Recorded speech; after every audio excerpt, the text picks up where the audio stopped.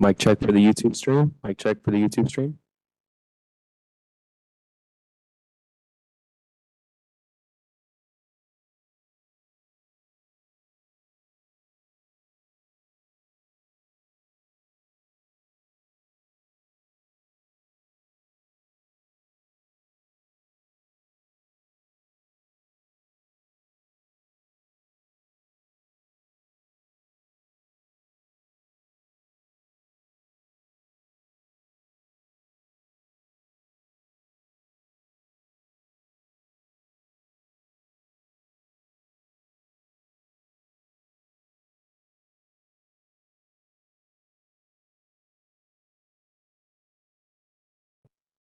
Mic check for the YouTube stream.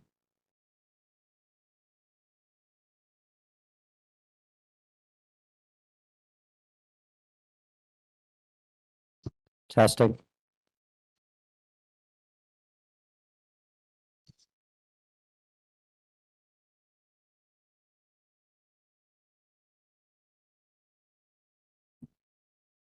Good morning. My name is Nancy Oman, and I will be chairing today's Scarborough Committee of Adjustment hearing. Panel members joining me today are Eric Howe, Asif Khan, Ann McCauley, and David Stinson. In accordance with sections 45 and 53 of the Planning Act 1990 as amended, this meeting of the Committee of Adjustment for the City of Toronto is called to order. The Committee of Adjustment considers applications for variances from the provisions of the zoning that apply to the property, permission to extend or alter lawful non-conforming uses, and consent to sever property to create new lots. We acknowledge that the land we are meeting on is the traditional territory of many nations, including the Mississaugas of the Credit, the Anishinaabe, the Chippewa, the Haudenosaunee, and the Wendat peoples, and it is now home to many diverse First Nations, Inuit, and Métis peoples. We also acknowledge that Toronto is covered by Treaty 13 with the Mississaugas of the Credit and the Williams Treaty signed with multiple Mississaugas and Chippewa bands. Committee of Adjustment public hearings are conducted in a hybrid in-person and virtual format. Some applicants and participants will make their submissions in person, and others will participate virtually through WebEx, an online digital platform. The meetings are streamed on the Toronto City Planning YouTube channel, and anyone wishing to view the hearing can watch on YouTube. Those who chose to participate virtually and registered in advance will be connecting by video or audio, and all virtual participants will be automatically muted upon entry. When your item is called, you will be unmuted by the moderator, one person at a time. We ask that you mute your devices until you are called upon to speak. Those participating by video will be temporarily upgraded to panelist when their item is called. And during this time, your camera will be enabled. You will only be visible during your allotted speaking time or to answer questions. At all other times, your video will be disabled and you will be reinstated as an attendee. For both in-person and virtual participants, Committee of Adjustment staff will share presentations submitted in accordance with the written submission deadline. Those participating via WebEx are not allowed to use the share screen or any other panelist controls during a video appearance. The host will remove you from the panelist role if you fail to respect this instruction.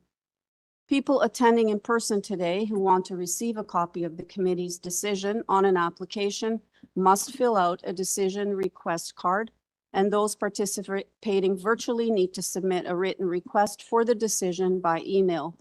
Please include your name, address, and email address because Committee of Adjustment and local appeal body will be sending notifications and appeal updates by email only. If you do not agree with the committee's decision, you may be able to appeal the decision to the Toronto Local Appeal Body, known as TLAB, or in some limited circumstances to the Ontario Land Tribunal, known as the OLT. However, the provincial government amended the Planning Act and generally removed rights of third parties to appeal Committee of Adjustment decisions. Only the applicant, the Minister of Municipal Affairs and Housing, specified persons, and public bodies, as those terms are defined in the Planning Act, are permitted to appeal decisions of the Committee of Adjustment. Appeal instructions are set out at the bottom of the decision of the committee. I will call each item in the order listed on the agenda. Where an application is uncontested, the agent or applicant may proceed with their presentation if desired. When the committee does not require a presentation, applicants are to advise the chair should they wish to speak to the committee. The committee may ask questions and/or take the matter into committee for a decision. Each speaker, including the applicant or agent, will be given a maximum of 5 minutes to address the committee, and I will comment when you're reaching the 5-minute mark. Any presentation or other supporting materials you wish to submit to the committee must have been emailed in advance of the hearing. Staff and committee members cannot accept materials at the hearing. When addressing the committee, please clearly state your name and address, and please remember to confine your remarks to the matters outlined in the application. The applicant or agent will proceed first and will make a presentation to the committee on an application if required. And please note that the committee may not entertain revisions to proposals at the hearing today. The committee may decide to defer the application if substantially revised to ensure that the revisions are accurate and that all those entitled to notice of the application are informed of the changes. Then individuals either in support or opposed to the application will be invited to speak. Generally, we first call on speakers in the hearing room and then those participating through WebEx. Committee members may ask questions of each speaker after they have finished their presentation. When all speakers are finished, the applicant or agent has an opportunity to rebut only those issues that were raised by the speakers.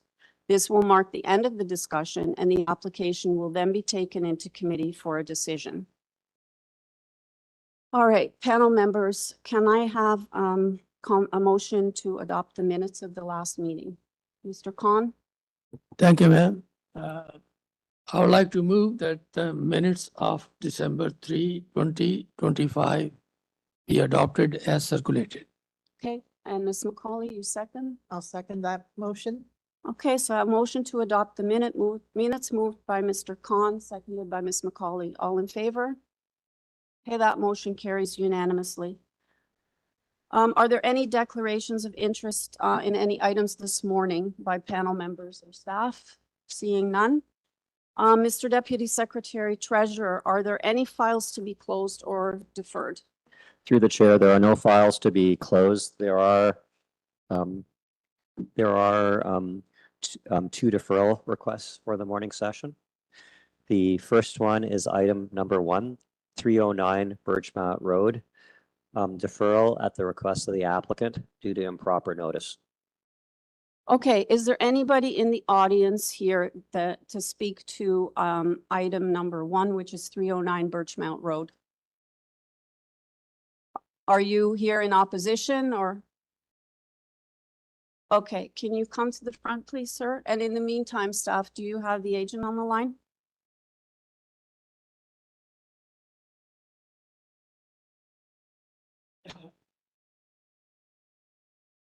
Okay, are you coming, both of you speaking?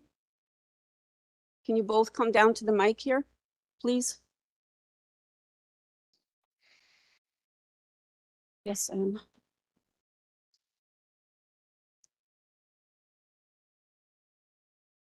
all right, gentlemen, I just want to explain to you, the agent has asked for a deferral of this item because they want to deal with matters that planning would like them to deal with. So we're only dealing with a deferral today.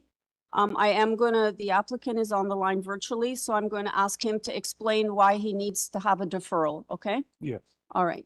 So can I have the agent, please? Good morning, Madam Chair. Good morning, committee. Good morning. Can I just have your name and address for the record, please? Yeah, Jonathan Benskowski, 301 Keewatin Avenue. Good morning, Mr. Benskowski. I know that you want a deferral. I have two people in opposition here, and I'll get them to identify themselves, but can you just briefly explain why you need the deferral so they understand? Yeah, I actually think it's turned into 2 reasons now. One was we had a lot of dialogue with planning. They've asked for a couple more changes than what we've already made. I think we're at a position where we can make those changes.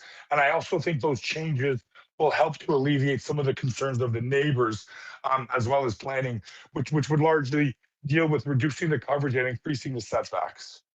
All right. Would you be able to engage with these members and they'll identify their addresses in a minute? And Absolutely. Absolutely, Madam Chair. All right, thank you, Mr. Benskowski. Okay, gentlemen, I just need you to identify yourselves, name and address for the record. So this is for a deferral only, and that you agree with the deferral, and the agent will connect with you. He'll make note of your addresses when you tell me, and he'll connect with you once the changes are made before they come back to committee. Okay, so sir, in the gray sweater, can you just give us your name and address? Yes, my name is Mike Koplas. I am the co-owner of 311 BIRCHMOUNT. 311 Birchmount? Yes. Okay, and you're okay with the deferral then, sir? No, I am not. Well, unfortunately, Like a decision. yeah, unfortunately, the city's planning department has asked for the deferral, so they need the deferral. Yeah, well, But you'll get notified again, and I'm sorry you had to come down here today, but this just all happened in a very short period of time. yes. All right, thank you. So that's it? That's it, sorry. And can I, sir, can you identify yourself also? Name Yeah. and address for the record? Yeah, my name is Bernard McDowell. I live at 307 BOULEVARD Road. 307 Birchmount. Okay, so you understand what's happening, sir? Yes. Are you okay with the deferral? Okay, thank you. What type of deferral would be, how long? Well, that's going to depend how long it takes the applicant, the agent, Mr. Benskowski, to work through changes with the planning department, but you will receive another notification, but hopefully before that, Mr. Benskowski will connect with you, okay, and show you the changes. All right? Okay. It'll probably be a couple, I'm guessing at least a month or two.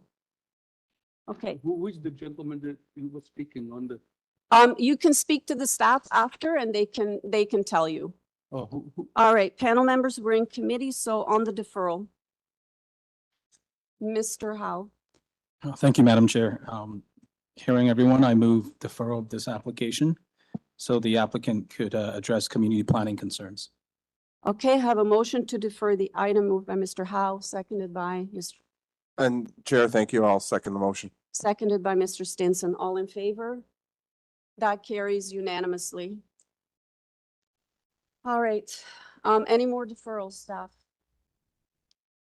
Through the chair, the second deferral for the morning session is item number 16, 910 Pharmacy Avenue. Deferral at the request of the applicant to address concerns raised by the ward councillor. All right, is there anybody in the audience for item 16, 910 Pharmacy? Are you in opposition or? Yes. Okay, can you come up to the front, please?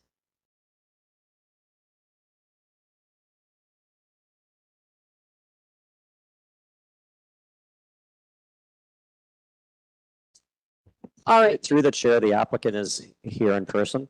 he is? Oh, can you come up to the front then also?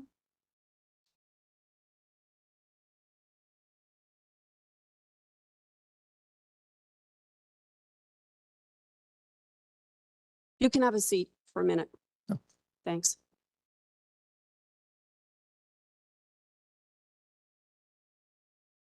Hi, could you give us your name and address for the record, please? Good morning. My name is Blair Scorgi. The address is 58 Carolyn Avenue, Toronto. All right, can you explain to us why you need a deferral? You already had a deferral. Understood, and I appreciate that. Yes, on behalf of the owner of the property, we're requesting a second deferral for 910 Pharmacy Avenue. Since the submission deadline, the committee's received some written correspondence from the ward councillor. Unfortunately, that correspondence includes a number of factual inaccuracies regarding the proposal and the applicable planning context. Given the weight that the councillor's submission carries, we feel that it's important that the record before the committee be accurate and complete before the application is considered. A second deferral, hopefully brief, would allow us to formally correct the record in writing and to continue discussions with the ward councillor and nearby residents so that we can better understand and respond to some of the concerns that have been raised where feasible. Thank you. I'm just curious, you were given a deferral, I believe, for community consultation. Did you have any? We did, yes. We met with a number of residents in the basement of a church nearby. Meeting was led by the ward councillor. We received a lot of feedback on the application. We then we came back and we made a number of changes to the application. I then subsequently spoke to the ward councillor. Understood that they were still not supportive of the changes, but we sort of felt that we were in a position to move forward. And then when we received the letter, we had some concerns with some of the specific language that was used. It was factually inaccurate. So we were just concerned about that specifically. Okay, and finally, are you officially deleting variances 5 and 6? Variances 5 and 6, I don't have them in front of me. Those are regarding the bicycle parking, the number of bicycle parking spaces and the way that they are stacked. Screen. If they are the two items that have been redlined previously, we are officially, yes, we officially no longer request relief from those variances.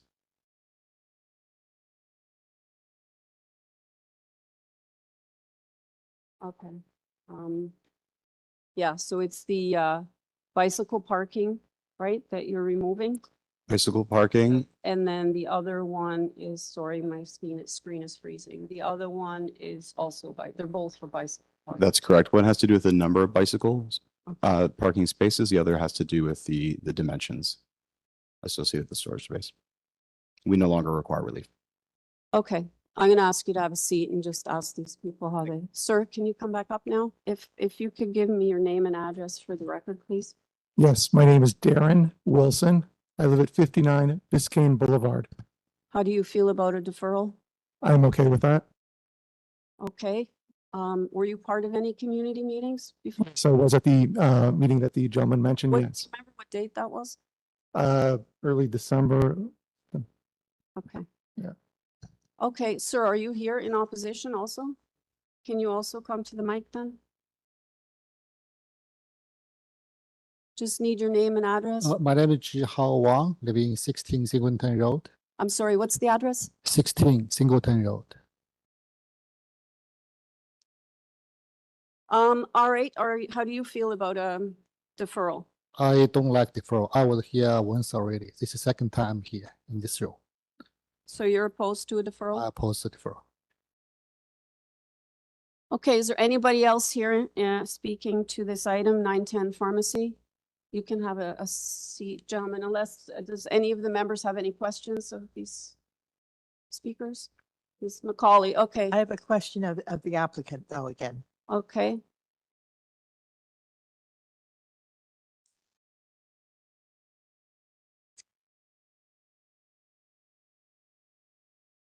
Go ahead. So you're asking for a deferral so that you can have a meeting with the counselor and the community? Have you got, is that correct? We would like it at a minimum to have a follow-up conversation with the ward counselor just to ensure that the record is accurate, clear and accurate. A number of statements were made in the letter that are factually inaccurate. We just think that given the weight associated with the counselor's opinion, it's just important that the record be cleared. But because that's the primary reason, but because there's this request for deferral, we would also like to take the time to continue those discussions. We did meet with the community once. There may be an opportunity to meet with them again. I can't commit to that, but at the very least, we'd like to take the opportunity to continue discussions with the ward counselor and see what, if anything else, can be done to address their concerns and the community's concerns. Okay, and have you contacted the counselor to set up a meeting? I have not, because the letter was submitted past the submission deadline just a couple of days ago.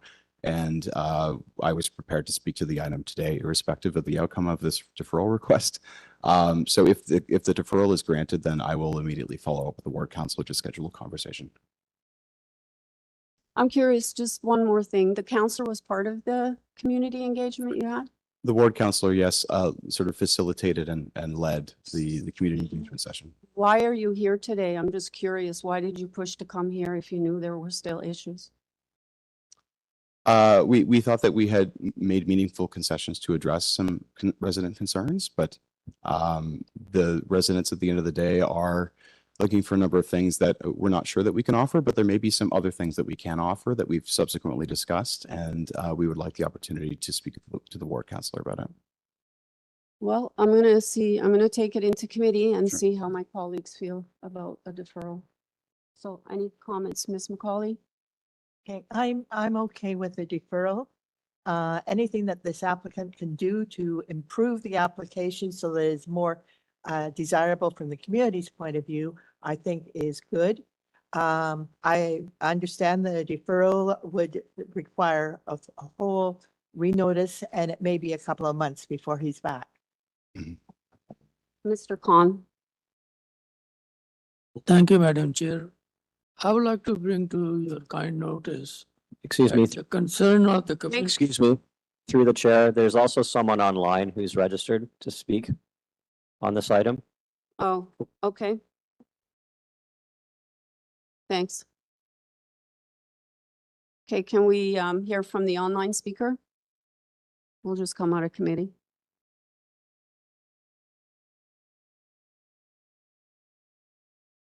Hello? Hi, good morning. Hi, is this Mr. Bantugan? Yes, that's correct. We just I'm need your, Emmanuel. Yep, I just need Emmanuel your, Ban. right. Yeah, Emmanuel Bantugan, residing at 914 Pharmacy Avenue, and I am opposed. Are you opposed to a deferral, sir? I know The you're project. opposed, I know you're opposed to the project, but how do you feel about a deferral? I'm also opposed because I've already booked a day off today just for this, and now I'm gonna book another one. Sir, were you part of the community engagement? Yes, last December I was there. Okay, thank you. Okay, we're back into committee. Mr. Stinson.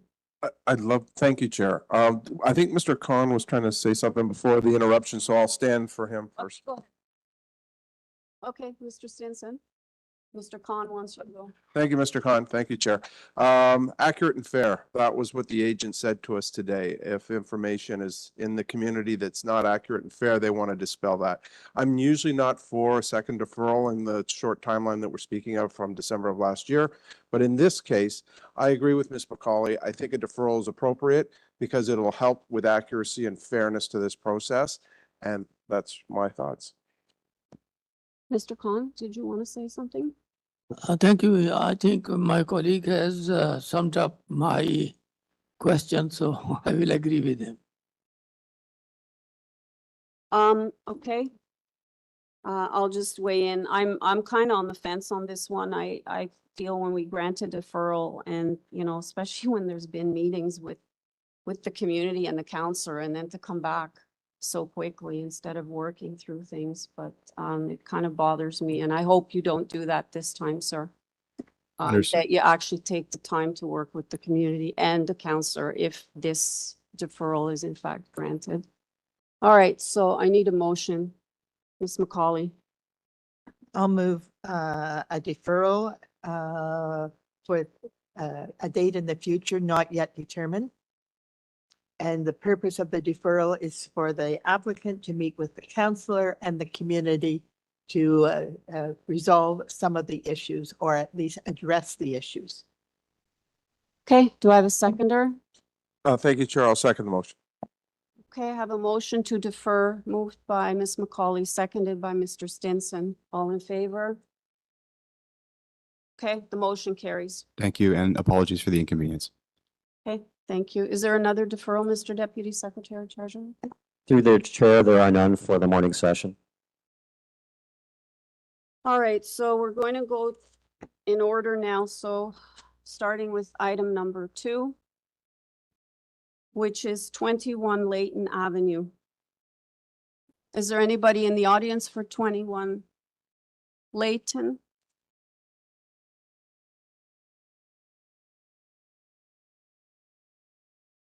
Okay, is the agent on the line? Mr. Akhtar, are you there? All right, while we're waiting, panel members, we have before us a public hearing notice, location map, plan of survey and plans, previous decision numbers relating to this address, our plan of survey, tree and site photos. We have reports from community planning, and they are asking for conditions. Forestry is asking for condition number 1 and 3, and Metrolinx is asking for conditions. We have a opposition letter from the local councillor. Okay, sir, are you there? Yes. Can you state your name and address for the record, please? Yeah, good morning, honorable members of the committee. My name is Fazan Akhtar of FA Engineering. Address is 1237 Woodbine Avenue, East York, Ontario. All right. There are no speakers on this item. Panel members, I don't know if we need a full presentation. Does anyone have any questions? Okay, nobody has any questions, sir. Is there anything you want to say before we go into committee that's not in the materials before us? Yeah, I'll just do a quick presentation. Maybe it'll take me a minute or maybe even less than a minute. Okay, go ahead. Sure, okay. Yeah, so essentially you're proposing a fourplex here on a given lot. It conforms to the streetscape there. The elevations, they look similar to the single family dwellings that are on the street. It will house about 4 families. It will promote housing and address the housing shortage that's present in Toronto. We've had discussions with community planning and transportation. They're okay with. I mean, there's multiple back and forth, but they're okay with the actual proposal. They've provided. I think community planning. They've provided a favorable bill report, just with a few conditions there that we're okay to comply with. Also, the transportation department, they were okay with the parking exemption as well because of the proximity of the lot to Warden subway station. So there won't be any need for traveling by car. And that's about it. I'll conclude my presentation here. Thank you. Any questions, panel members? Okay, seeing none, we're in committee. Ms. McCauley? Thank you, Madam Chair. Yeah. I want to comment on this application. This is the first of 9 vacant lots. And the proposal is for a 3-story residential fourplex and a garden suite. I see that staff are in support and are saying that they build in accordance. My comments are simply that if we've got this one on the first of 9 vacant lots, we should expect 8 more applications almost identical to this. I'm not saying that that is good or bad because we are not addressing the other 8 lots, but certainly this is establishing a precedent for this area. So, and I note that the councillor is in opposition. Yeah. Any other comments? Mr. Khan? Thank you, madam. Looking at this application, although I see councillor is not in favor, he is opposing this application. But being a fourplex, he is providing only 1 parking space. We required 4. Now that kind of a deficiency is not really as a minor in my understanding. Okay, anyone else? Any comments on this application? Mr. Stinson? Thank you, Chair. My other colleagues have spoken eloquently to their points. I would say that the city is always growing, always expanding, always changing. There's precedent set every month when this committee sits because everything we do is either something new or something revised. I'm not overly concerned about this application for the reasons of density. That's part of the official plan to create greater Toronto density for housing for people like us that are already living here, for new Canadians and new people to come from outside our city to live. So I'm not opposed to the application. Mr. Howe? Thank you, Madam Chair. Personally, I'm not opposed to this application as well. I mean, we have 2 variances before us, one for fourplex, and as we know, the city has permitted fourplex in general for a while now. In terms of the parking requirement, and we all know the city removed parking requirements, minimum parking requirements, and we have not heard concerns from community plannings for transportation. So overall, I think this is a minor variance and meets the 4 tests of the planning, and I'm supportive of approval. Okay, thank you. Ms. McCauley, are you ready for a motion? Yes, I'm ready for a motion. Go ahead.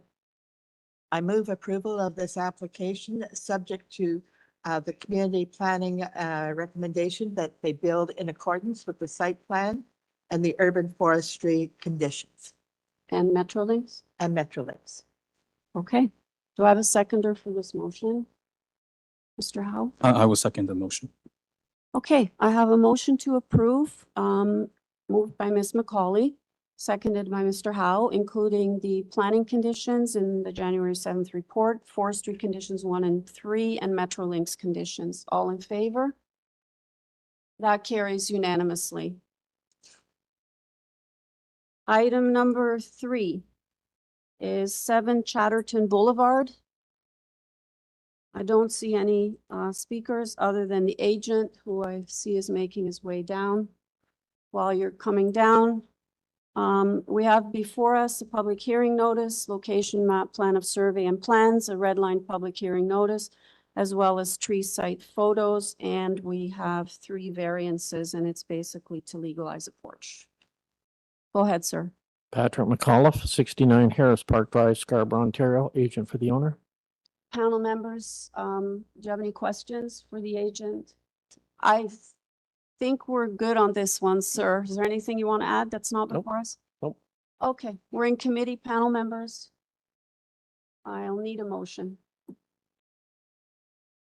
Mr. Howe? Thank you, Madam Chair. I move approval of this application, or revised application, I should say. Oh, yes, thank you. Yeah, So it's an amended application, With variance 1, right? Revised to 4.6? Is that, can you just confirm, Mr. McAuliffe? Correct. Okay. yep, as revised and with no conditions attached. Overall, it appears minor and meets the 4 tests of the Planning Act. Okay. Do I have a seconder? Thank you, Chair. I'll second the motion. Okay, motion to approve the application as amended with variance number 1 revised to 4.6 meters. And that's moved by Mr. Howe, seconded by Mr. Stinson. All in favor? That carries unanimously. Thank you. Thank you, sir. Item number 4 is 25 Manhattan Drive. We have before us a public hearing notice, location map, plan of survey and plans, tree and site photos. And we have 2 variances before us, and this is to legalize a canopy. I show an applicant and the owners. So do we have the applicant on the line? And is there anybody here that wants to speak to 25 Manhattan Drive? Okay. Do we have the applicant?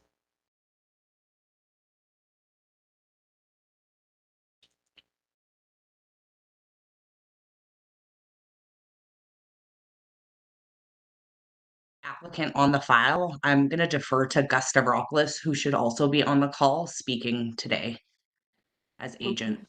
Okay, so sorry, you cut out. So are you Eftaxia Stavropoulos? Stavropoulos, correct. All right, great. So staff, do you have Gus Stavropoulos on the line?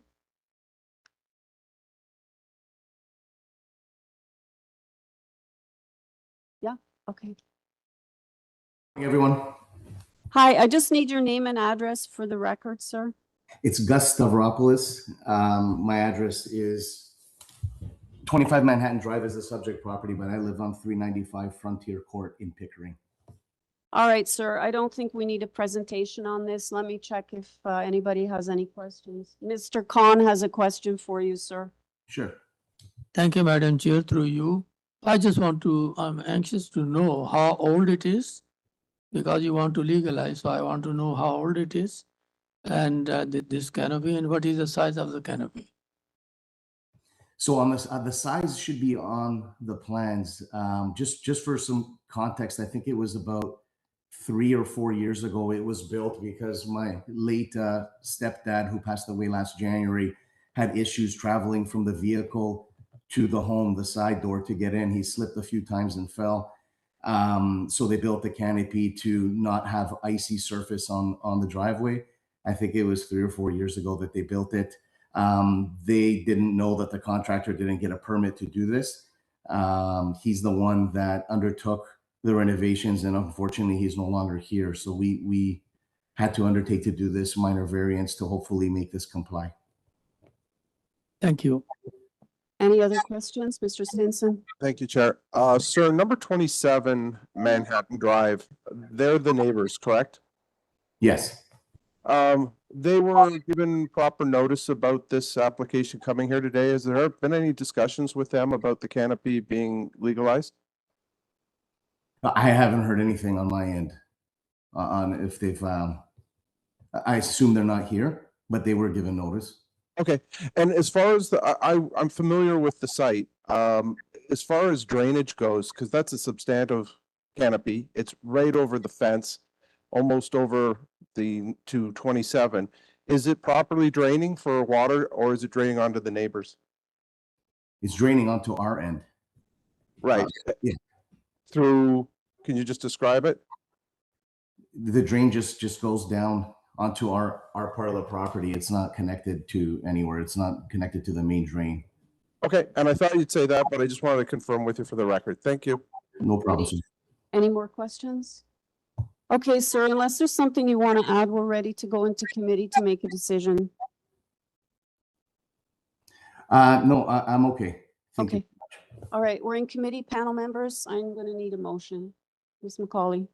Thank you, Madam Chair. I'm satisfied that this variance is appropriate. It is already in place and is there, as the applicant had said, for a reason of personal safety. So it makes a lot of sense. I recommend approval. Thank you. Do I have a seconder? I will second the motion.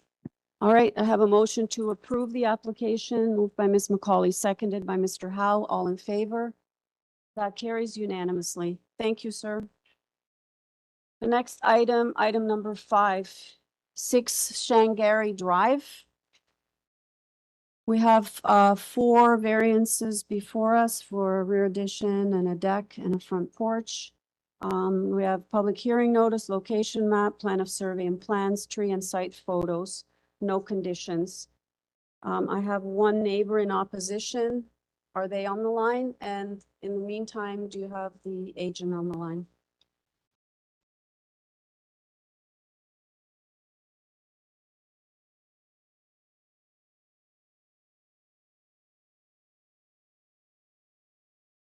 Mr. Perez, are you there? Committee members, my name's Eddie Perez. I'm at 537 Rogers Road. And as you can see, we're proposing to add an addition to the side and to the back of this property. The variances are, as you said, we have 4 variances. They're all minor in nature. We have 1.2 side yard setback, where on the one side, and in this case, the front is 1.5 above grade. That's for the above grade one. And then we have the lot coverage. Instead of 33%, we're slightly over at 35.76. And then we have an existing driveway situation, which is needed 3.3. We have 4.35 as a driveway. And then we have the entrance. Instead of 1.5 meters above grade, we're slightly over at 1.49 meters, which I feel is okay in this case because it's only a 1-story house, and the height of the building is very low, as you can see. So I feel that these variances are all minor in nature and meet the 4 tests. If you have any questions, I'll be happy to answer them. Thank you. I think the panel will hold any questions. I'm going to go to the opposition, which is the neighbor at 4 Shangarry Drive, and then I'll come back to you.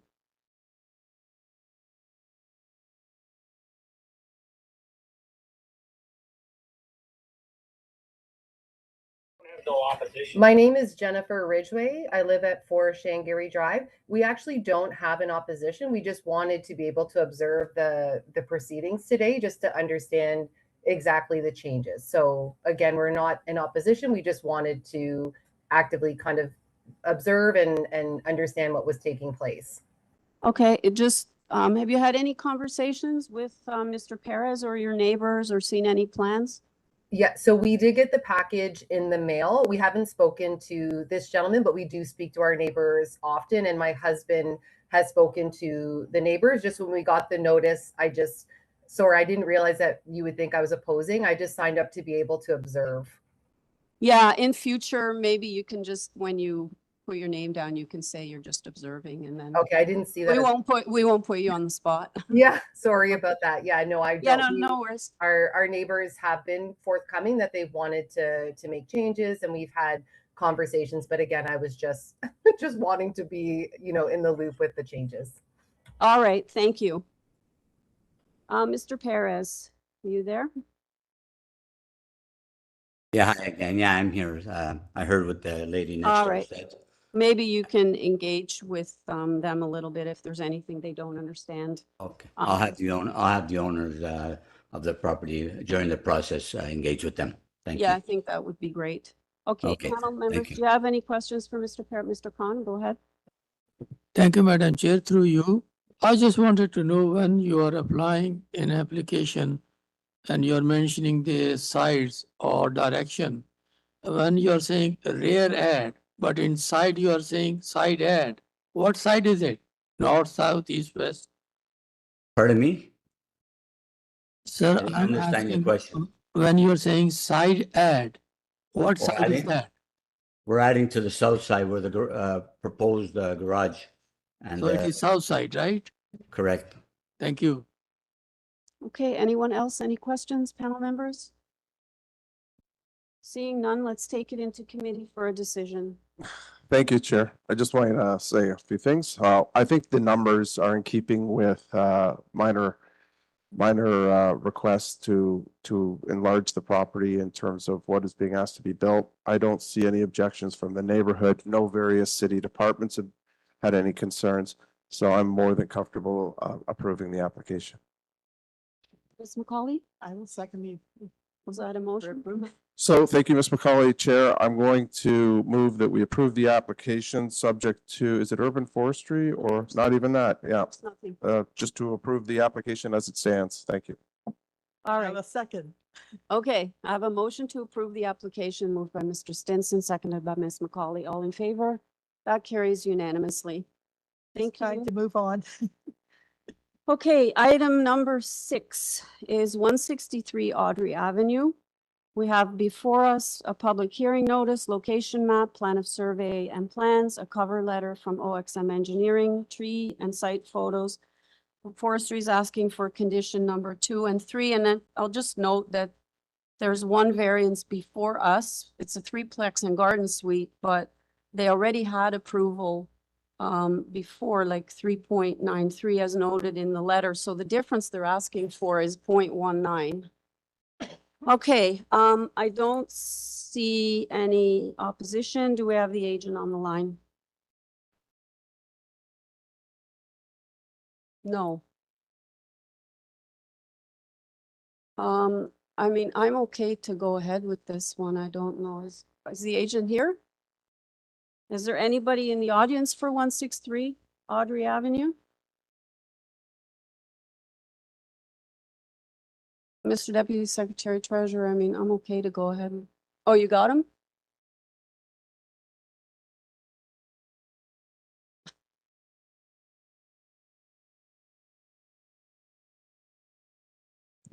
Through the chair, Amber Tong, you are unmuted. Hi, good morning. My name is Andrew Tong. I'm the agent for this project, and the address is 70 Sherwood at Forest Drive. Okay, Amber, we can barely hear you. Having said that, we don't require a presentation. This is a very minor variance, so if you're okay, we will go in committee and make a decision on this. Mr. Khan, do you have a question? Yeah. We're ready. Okay, Mr. Khan, go ahead.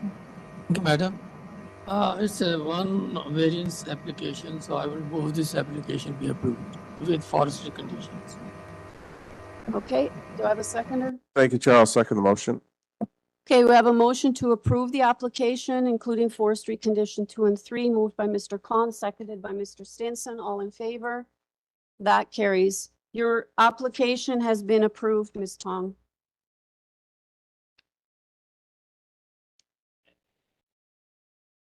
Okay. The next item is 113B McIntosh Street. We have before us a public hearing notice, location map, plan of survey and plans, tree and site photos. And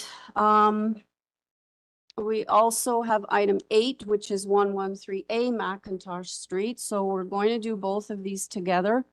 They both have 2 variances. I believe they're for parking, and we have no conditions for either one of these. So we're going to deal with items 7 and 8.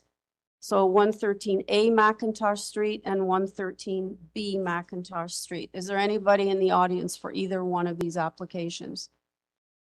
Okay, and do we have the agent on the line?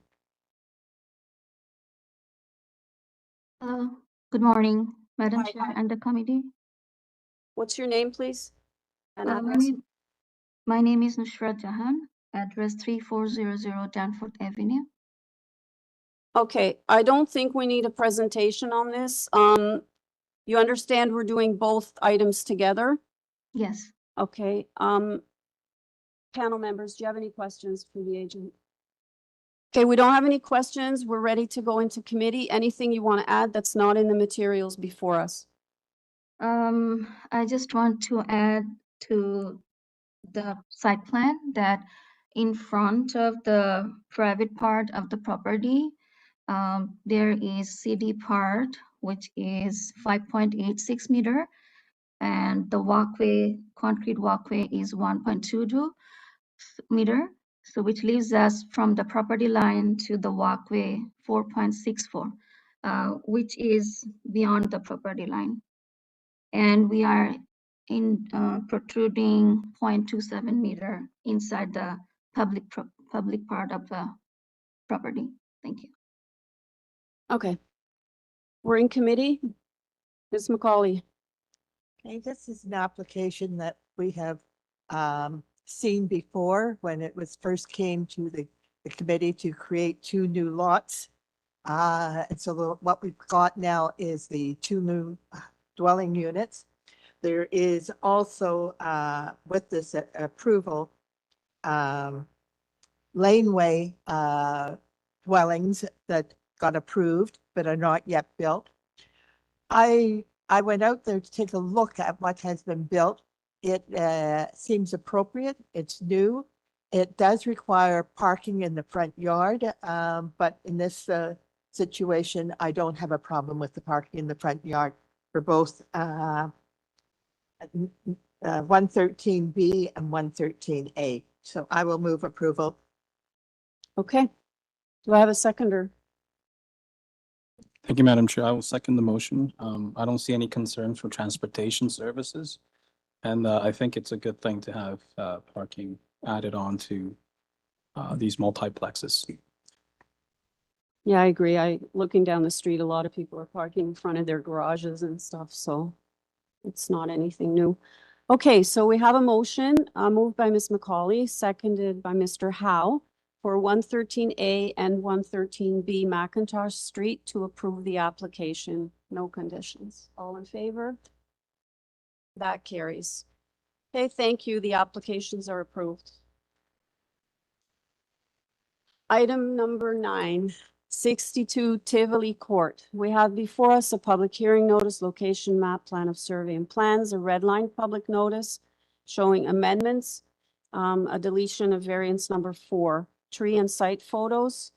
We have community planning is asking for conditions, forestry number 1, Metrolinx is asking for conditions, and transportation has no objections. They just have some advisory comments, and we have 1 letter in opposition from a next door neighbor. I am showing 1 person virtually speaking in opposition. Is there anybody in the audience for 62 Tivoli Court? Okay, you're representing this one? Yes, Patrick McAuliffe, 69 Harris Park Drive, Scarborough, Ontario, agent for the owner. Okay. Can you do a very brief presentation and then I'll go to the opposition? Okay, community planning had brought up Is 2 your mic issues. on? I can barely. Sorry. Community planning had brought up 2 issues, which are 2 of the issues that the letter from the comments brought up. And so we changed the design So there's no overhang on the side of the garage and there's no eaves, so there's no runoff. Okay, so those two issues were already resolved. The other issue that the neighbor brought up was about the width of the parking at the front. We have nothing to do with that. That's the way it was. We have not touched the front of this house. Everything we're doing is from halfway back of the house and back from that. In the addition, we're building a 2-bedroom self-contained unit in the basement, and the first and second floor are part of the existing house. Okay, and I just want to, for the record, just have you officially, you are deleting variance number 4, correct? Sorry? You're deleting variance number 4. Is that correct? Oh, and that is, sorry, Variance I number think there were 2, is, hang on, it's, the roof eaves may encroach a maximum of 0.9, and they'll encroach 0.95. So that's been deleted. I just need yes. for the record. I believe there is a revised, Well, we have the red line, but I need you Yeah. to state it for the record. yes, correct, yes. Okay, Mr. Stinson has a question. Thank you, Chair. Very briefly, our community planning has a couple of conditions. You agree in totality with them? Yes, I do. Thank you. Ms. McCauley? Vacation, you're asking for the driveway width to be 5.48 meters. Are you saying that that is the existing width? We have not touched anything out the front. That's the way the house is right now. So are you asking for a variance to increase that driveway width then or not? Well, the zoning reviewer came up with that on their list of zoning review items. But like I said, we have not changed anything. So just to Mr. Deputy Secretary Treasurer, then should it be, in this case, the existing driveway width will be in the, in variance number 5, if it's existing? This went through a zoning review, correct? Sorry? This went through a zoning review, correct? I'm sorry, I didn't. This went through a zoning review, correct? Went through zoning? A zoning review. This application Yes, went through a yes, it did. zoning review, Yes, correct? yes, it did. Yep. Then just go with what's in the zoning review, Okay, and which has been transcribed in the public hearing notice. yeah, okay, understood. Okay, I'd like to go to the opposition now, if you don't mind, and I'll have it Yep. back.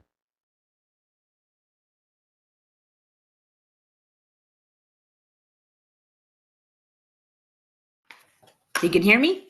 Yes, Ms. Black? Yeah.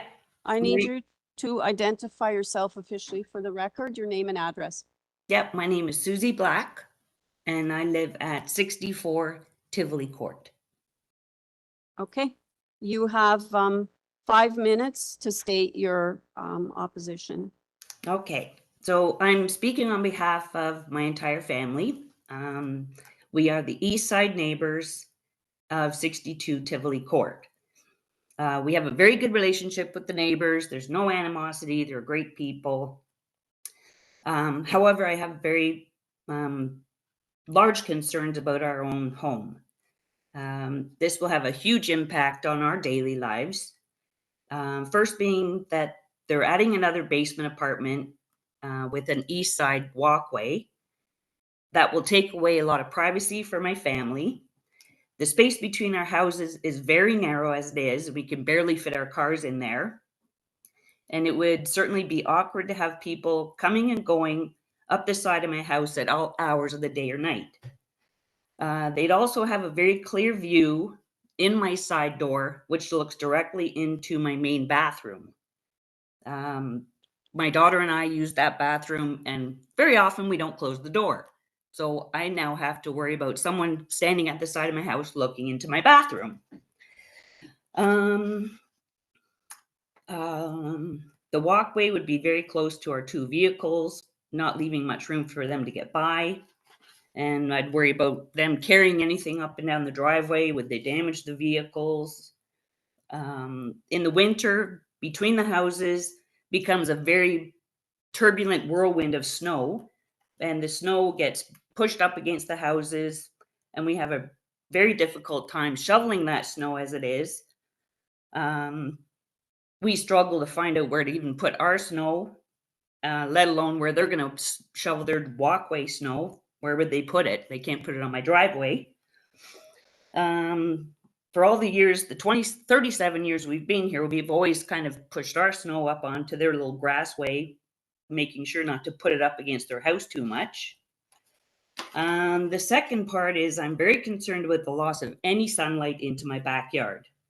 The large addition would completely overshadow the main area of my backyard that we use almost every waking moment, spring until fall. Our backyard becomes our outdoor living area. We are sun worshipers. We relish every moment of the sun that we get when we're entertaining or we're dining out there. Instead, we'd be sitting in shadows of a 2-story wall while we're eating our meals or trying to enjoy the evening sun. I have always considered my backyard my haven or my oasis, and we have spent many thousands of dollars on our home and yard to make it as enjoyable as possible year-round.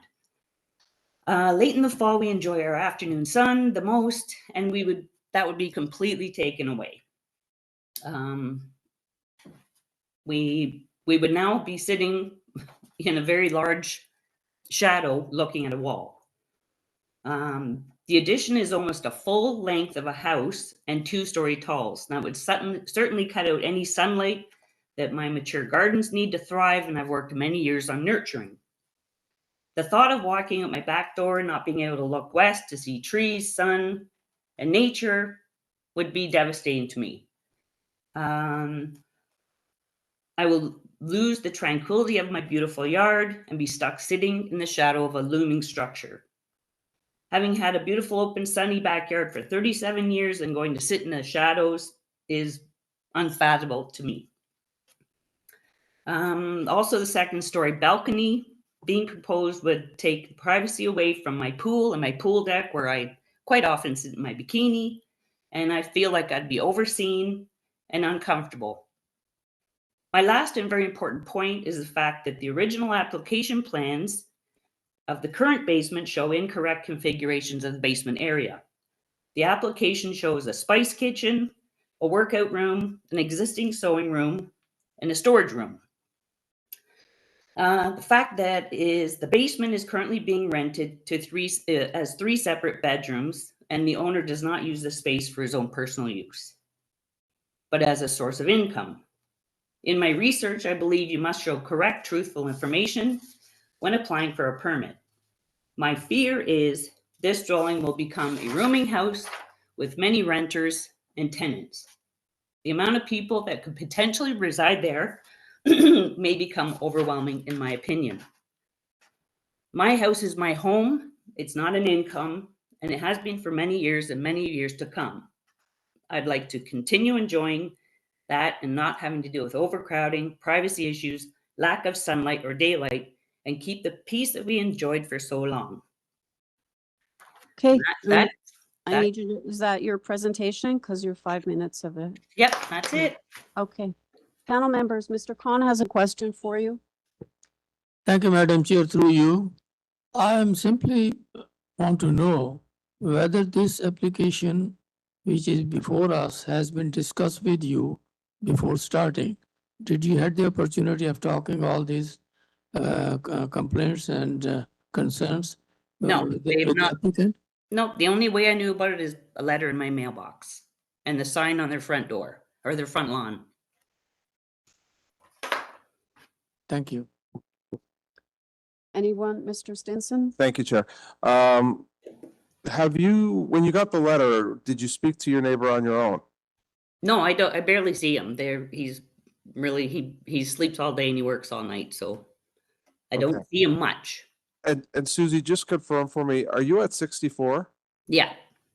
And if I heard you correctly, you talked about if you don't close your bathroom door inside your house, you're afraid of lack of privacy. And if this bill goes forward, you're also concerned about where you're going to pile the snow on your neighbor's grass at the front or side. And you're Yeah, also yeah. concerned Mhm. about shading and sunlight deterioration at the back. Absolutely. Okay, thank you. I just have a quick question. Do you have a shed or is it a pool cabana or something along the fence line? Yeah, we have a shed. It's been there for 25 years. Okay. Thank you. Mr. McAuliffe, can you speak to the issues raised? But I would also like to know, do you have any idea, I don't know if you can picture the shed there, how far your extension is gonna come back?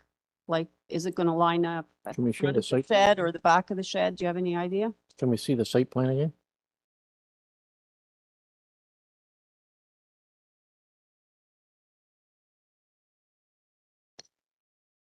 Can we see the site plan? Can we see the site plan again? Yeah. I know. Well, we have no objection to putting a 1.8 meter high fence down the whole length of the house. So that will divide everything off and everybody has their own problems on each side. I'm just visually trying to visualize how far back you're gonna come, because I think there's a pool beyond the shed at the neighbor's property. So I'm just looking at the map here that shows, you know, looking down on it. So I was just trying to visualize if it's gonna sort of line up with the back of the neighbor's shed, your addition at the back. The shed did not appear on the survey. Okay. All right, anyway, can you speak to the issues raised? And after that, Mr. Stinson has a question. I believe there are very few windows that look out onto this house. And if there are, they're mostly on the first floor, which a 1.8 meter fence should stop a lot of that. The windows from the basement, obviously the fence will block any view from that. There's nothing we can do about the fact that it's a 2-story house and it meets the height requirements. So, and the balcony at the back will have a privacy end on it. Mr. Stinson. Thank you, Chair. You mentioned you're not opposed to helping out with privacy with regards to a fence at your cost, correct? Correct.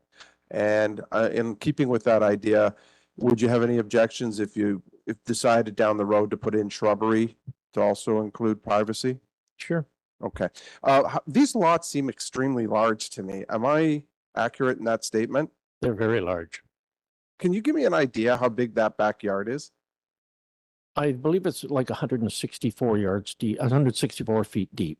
I mean, they're doing new builds today in Toronto that aren't even that big, so that's remarkably big. Yeah. Okay. I'm still trying to convince them to put a garden suite in the back because you could do that and totally isolate everything back there. Absolutely. Okay. Thank you, sir. Ms. McCauley. Thank you. Yes, to Mr. Stinson's, to your question, the lot is 31 meters wide by 54 meters deep. And there is a large vacant property to the north of that between this property and the GO trade line. But my question to the applicant really is, you're proposing to have a basement apartment in the with access from the rear.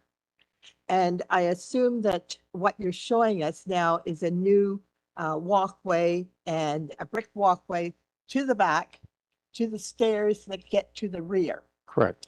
Did you consider putting the walkway to that rear entrance to the basement apartment on the other side of the lot? Well, then I can't have a garage. And that's what the owner wants more than anything is a garage. The house is his wife's, the garage is his, so he doesn't want to go out the garage. Okay. I was looking at that and thought, yeah, you're going to build a brand new garage and presumably that's the only location. I even tried to work the stairs inside the house so that it's not going so far back, but that just means we have to add another 4 or 5 feet to the length of the addition.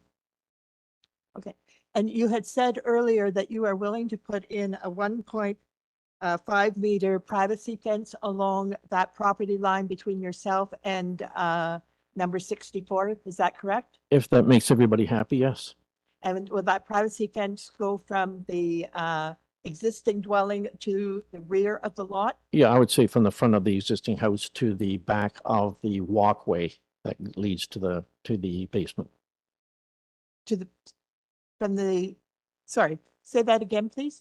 From the front of the house, front corner of the house. Yes. To the rear corner of the walkway that leads to the basement apartment. So you're going to put a fence from the front of the house to the rear of the house and the walkway into the second story, but Correct. not a fence to the rear property line. I believe there already is. I think you saw in the pictures, I believe there already is a fence there. Okay. All right. Can we add that fence to the approval? I would have no problem with it. Having said that, I do recall the opposition talking about like their driveways right adjacent to what is now grass, I guess, and what will be the walkway. So is that fence gonna That's why I said. cause a that's- bigger problem yeah, for them with? That's why I said whatever will make everybody happy. Yeah, I think, like I was gonna ask you, are you doing it in permeable pavers or pavers that are gonna absorb, you know, moisture and snow when it's warming underneath, that it'll go into the ground faster? Are you contemplating that for that walkway? There are no trees around here. I don't think that will solve much of a problem because in the wintertime, everything's frozen anyway, so.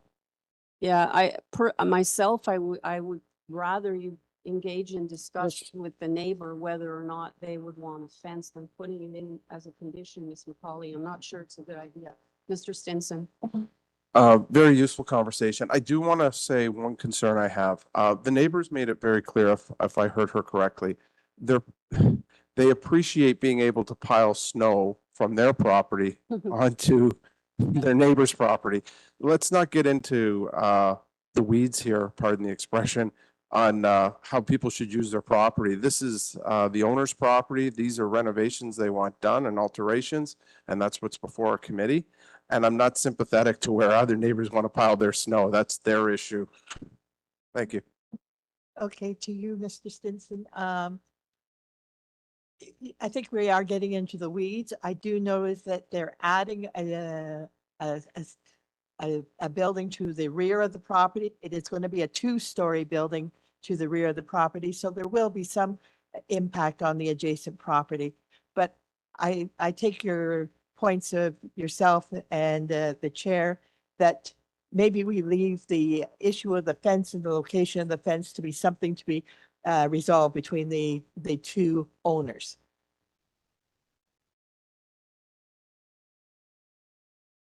No further comments. All right, anybody else? Okay, let's take it into committee then. Mr. Lewis. Thank you, Chair. 64 Tivoli Court. Before us is, correct me if I'm wrong, an amended application. I move that we approve it with conditions with regards to urban forestry. Forestry number 1. Yeah, community planning Planning, yep. and Metrolinks. Metrolinks. All right. Do I have a seconder? Thank you, Chair. I'll second the motion. Okay, so the motion is to approve the amended application with the deletion of variance number 4, including the community planning report, the Metrolinks report with conditions, and forestry number 1. Okay, moved by Mr. Stinson, seconded by Mr. Howe. All in favor? That carries unanimously. The application. Thank you. All right, item number 10, 54 OAKRIDGE Drive. We have before us a public hearing notice, location map, plan of survey and plans, a revised site plan, floor plans and elevations, tree and site photos, correspondence in opposition from the Cliffcrest Scarborough Village Southwest Residents Association, as well as a resident on OAKRIDGE Drive. I am not showing any people registered to speak. Is there anybody here for 54 OAKRIDGE Drive? Seeing none, is the applicant on the line? And we have one variance before us. My address is 386 Young Street, unit number 1402. On behalf of the owner of the 54 OAKRIDGE Drive. All right. Is it Mr. Rock Kim? You cut out at the beginning, just confirming your name. My name is Rock Kim. Yeah, okay. All right, so I don't think we need a full presentation. Does anybody have any questions for Mr. Kim? Panel members?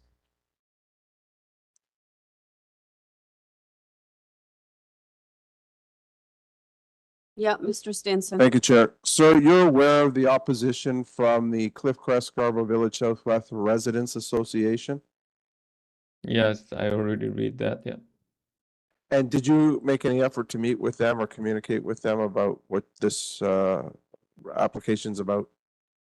Well, they were mentioning about some of the gross floor, like a floor space index document, and but we only have an issue with the main wall height, not the total wall height. We are within the 10-meter total wall height with the slope, but main wall height, which is the side, both side of the wall, is the soffit height. We are trying to make the all the front with the slope soffit height same height. That's all we want. We're not gonna make like all precast of the all front wall all the way to the 10-meter. We are trying to make all 8.41 meter all the way with the roof line with the slope.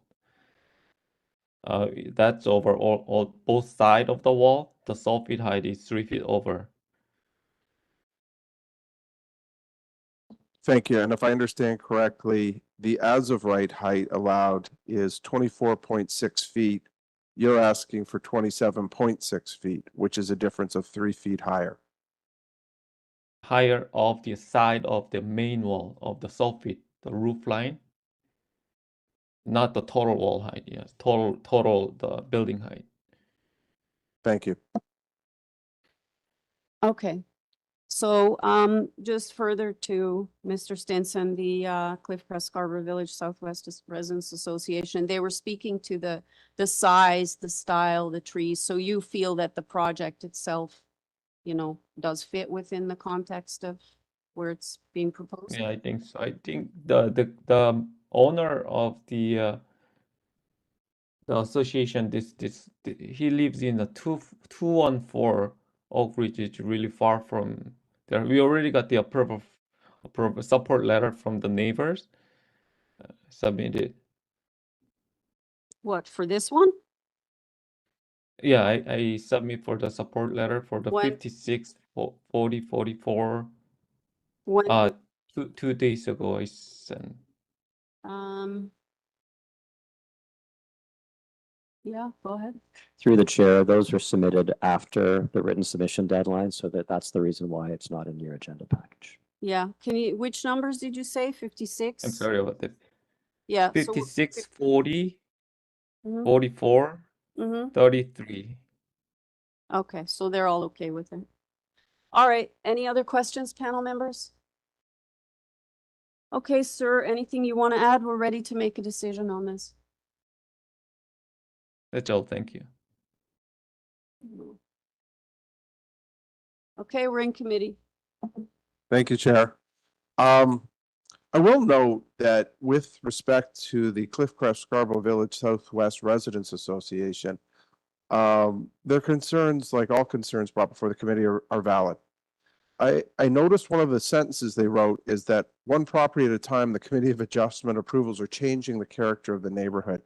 By the nature of what this body does, we are changing neighborhoods because we have to approve variations and revisions of a minor nature to people's homes. So that is the work we do here. In fact, we're very proud of it. I also note that in their own literature from that association, 19 OAKRIDGE Drive has already been built to a height of 7.75 meters. So in its totality, this application and what I've just said, I have no problem approving this application. I think it meets the 4 test rules and certainly doesn't take away from the character of the neighborhood, in my opinion. Anyone else have any comments? Seeing none, Mr. Howe? Thank you, Madam Chair. I'm in agreement with my colleague, Mr. Stenson here. I think overall, the height being asked here is minor in nature, and the matter is pretty straightforward, and I'm ready to move approval or support approval. Okay, go ahead. Okay, thank you, Chair. I move approval of this application. There's only one Mr. Howe, one sec, sorry. Through the chair, is it as amended? Okay, There's no revision to the, no, which is, I don't, My apologies. There's only a revised site plan. My apologies. that's okay. okay. Okay, I'll continue. Okay, go ahead. Thank you, Chair. I move approval of this application. There's only one variance before us, and on review, it appears minor and meets the 4 tests of the Planning Act. Chair, I'll second the motion. All right, we have a motion to approve the application moved by Mr. Howe, seconded by Mr. Stinson. All in favor? That carries unanimously. Thank you. Okay, the next item, item number 11, 128 FAIRGLEN Avenue. We have before us a public hearing notice, location map, plan of survey and plans, tree site photos, presentation materials from the agent, a report from forestry asking for condition number 1. And transportation has no objections, just advisory comments. And I don't show any opposition or other speakers on this, and we have 3 variances before us. Go ahead, sir. Good morning, Madam Chair, committee members and committee staff. My name is Hamid Behesht from Homeland. I am the co-designer of this house from 49 Wycliffe Crescent in Toronto. Thanks. I don't think we need a presentation. Anyone have any questions, panel members? No? All right. Mr. Behestet, I don't know if I pronounced that right, but anyways. It's okay, close enough. Close enough. All right. It's Behesht means paradise. Okay, say that again. Behesht. Behesht. It's like behest, but it's behesht. Behesht. Paradise. Yes. There you go. I learned something new. Okay, we're ready to make a decision on this. So is there anything you want to add that's not in the? No, thank you so much. Okay, thanks. Okay, I'll need a motion. Mr. Khan? Thank you, Madam Chair. I would like to make the motion that this application be approved with forestry conditions. Okay, do I have a seconder? I second that motion. Okay, I have a motion to approve the application moved by Mr. Khan, seconded by Ms. McCauley, including forestry condition number 1. All in favor? That carries unanimously. Thank you very much, Madam Chair. Thank you, committee members and committee staff. Okay, the next item is item number 12, 61 Harewood Avenue. We have before us a public hearing notice, location map, plan of survey and plans, previous decisions affecting the property, tree and site photos, and we have transportation are okay. Just have advisory comments, and we have 2 variances before us. Showing no opposition speakers on this. So do we have the agent / applicant on the line?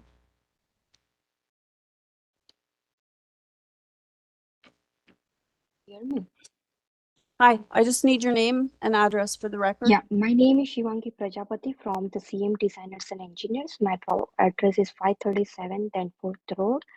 I am here on behalf of the owner, 61 Harewood.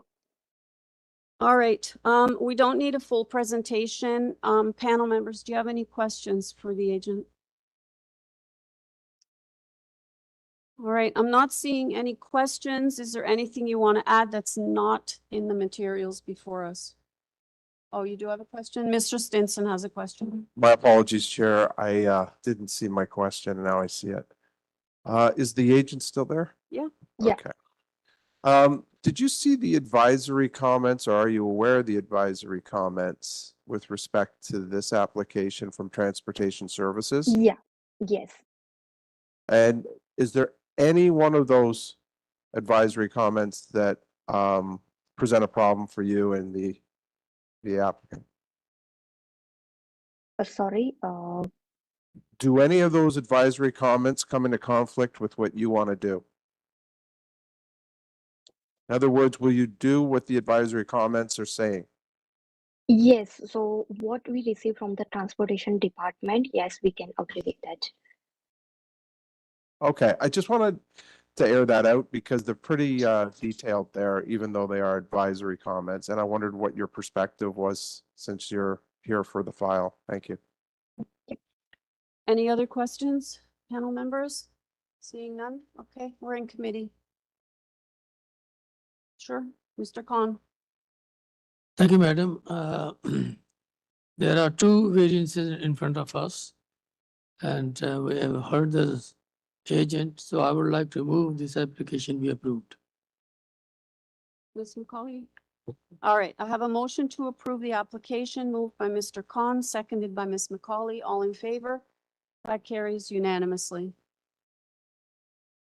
Item number 13, 48 Winter Avenue. We have before us public hearing notice, location map, plan of survey and plans. We have a red line public hearing notice, which is making amendments, a revised site plan, floor plans and elevations, tree and site photos and conditions of approval from community planning. The revisions are the deletion of variance number 5 and revising variance number 4 to 6.3 meters. Is that correct? That's correct. Okay, sorry, but I got to ask you your name again. Patrick McAuliffe, 69 Harris Park Drive, Scarborough, Ontario, agent for the owner. Okay. Panel members, do you have any questions for Mr. McAuliffe?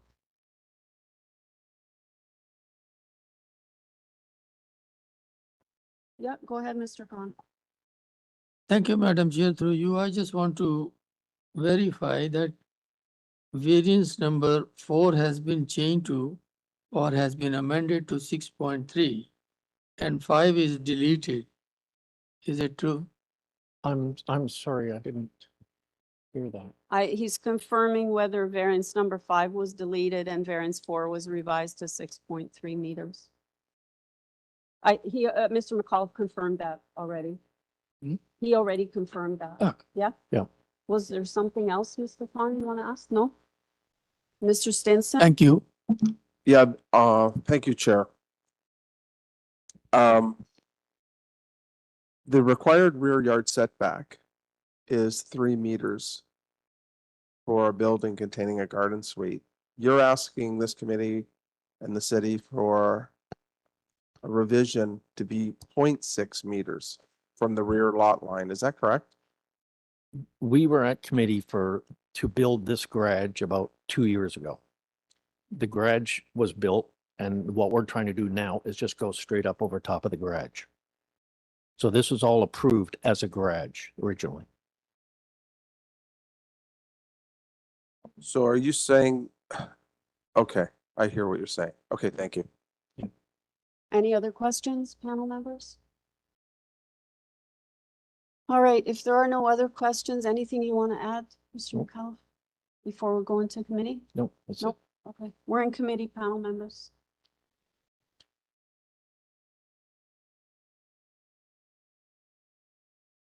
Mr. Khan, go ahead. Thank you, Madam Chair. Through you, I would like to move this application be approved. We have 6 variances in front of us. 4 has been amended to 6.3. 5 has been deleted. And as this application be approved as amended with conditions. Okay, do I have a seconder for that motion? Thank you, Madam Chair. I'll move approval. I just want to make sure that it's subject to community planning approval, tying it to the north elevation drawing. Yes. I'll second the motion. All right, I have a motion to approve the application as amended, sorry, deleting variance number 5, revising number 4 to 6.3, and including the community planning report dated January 14th. Moved by Mr. Khan, seconded by Mr. Howe. All in favor? That carries unanimously. Sorry. Yeah, what item?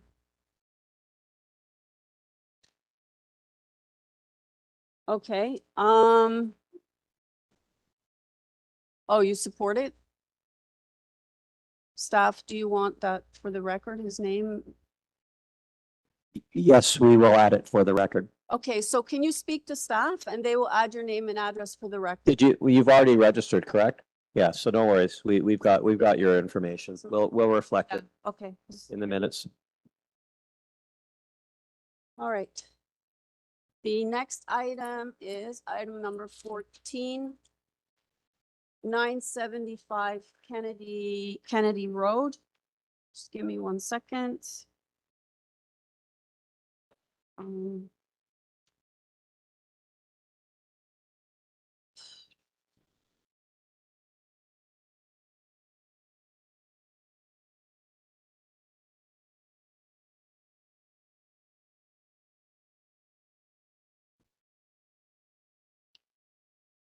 Just give me a minute, my computer's freezing.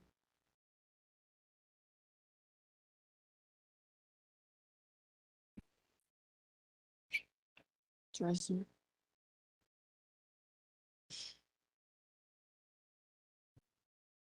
Okay. No, it won't scroll at all. Hang on. Yeah, it's frozen. Go ahead. I can go without it for now.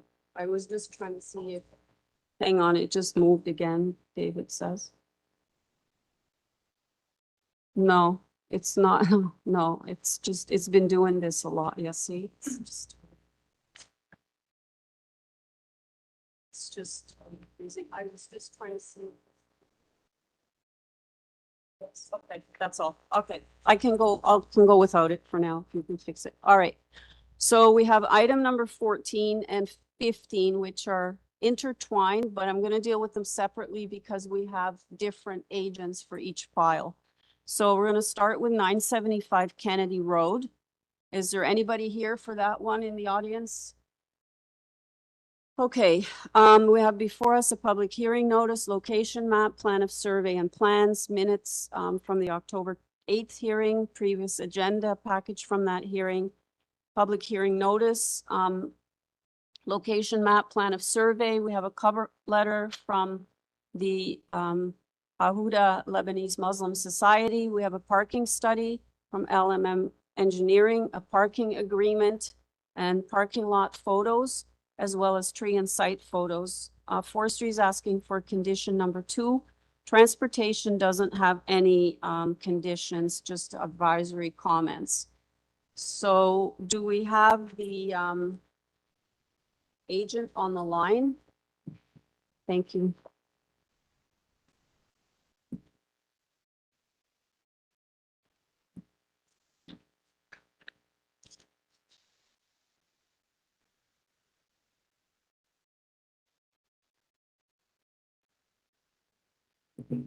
Through the chair, Abbas, you're unmuted.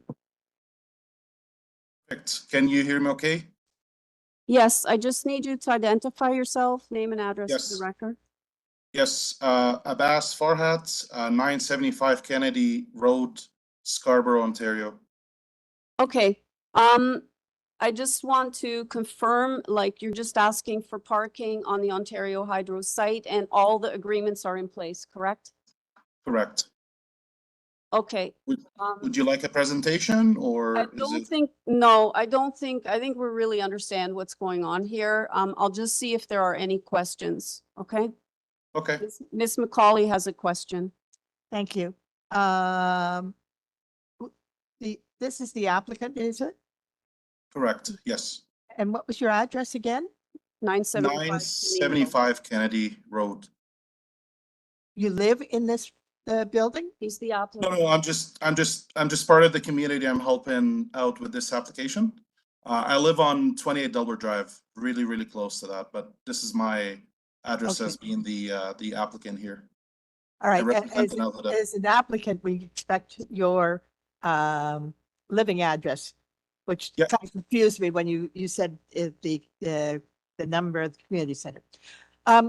Through the chair, we require the address is what the applicant's address.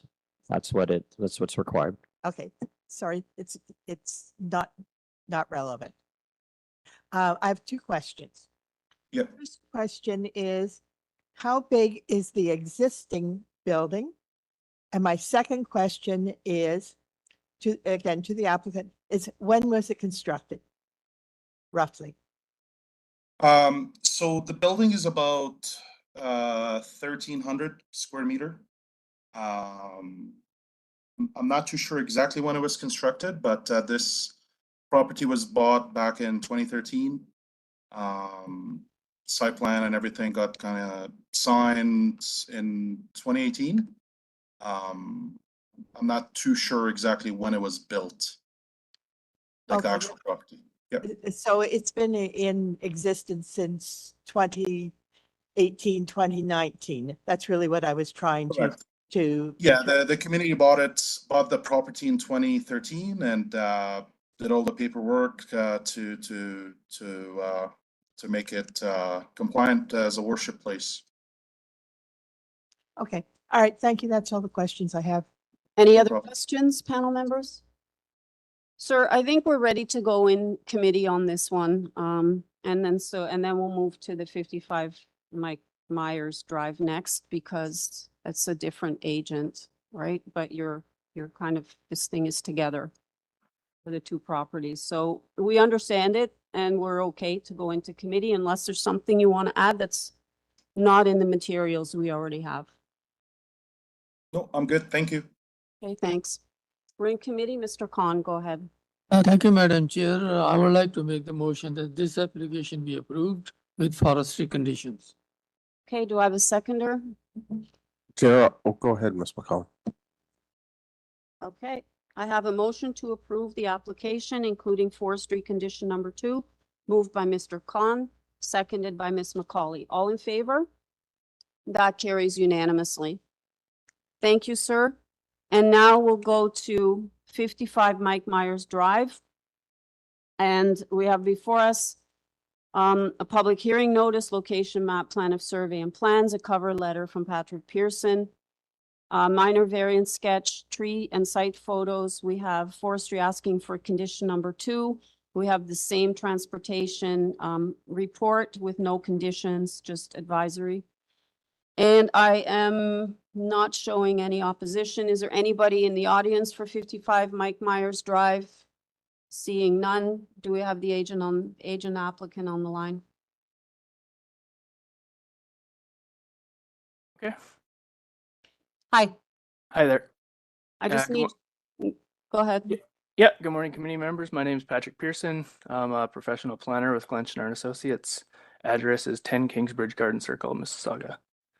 Okay, I assume you've been listening, so we understand what's going on here. We know that we were actually going to do them together, but because you're different agents, we're separating them. Yep.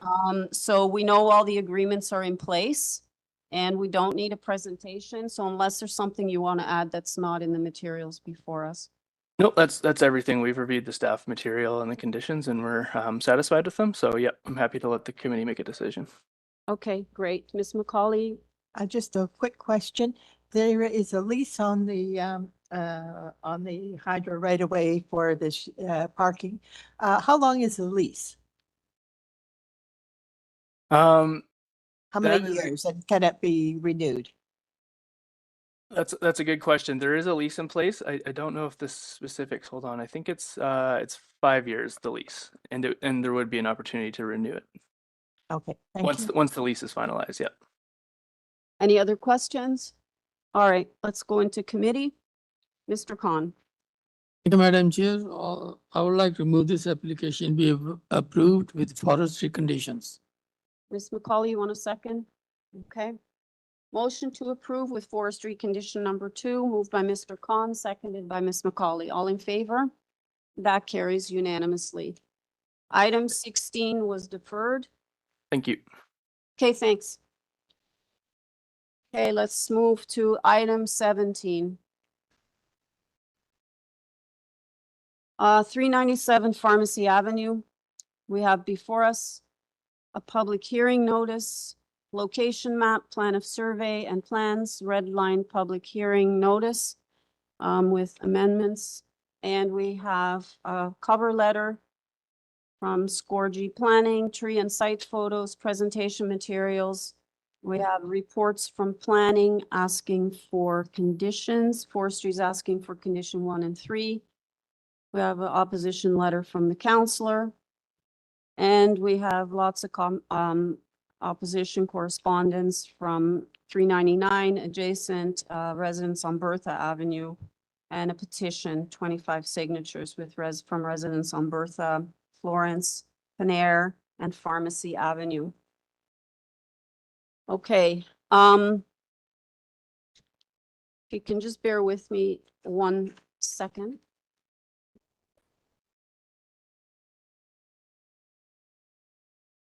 All right, we have quite a few people to speak. Is there anybody in the audience that's here to speak to this item?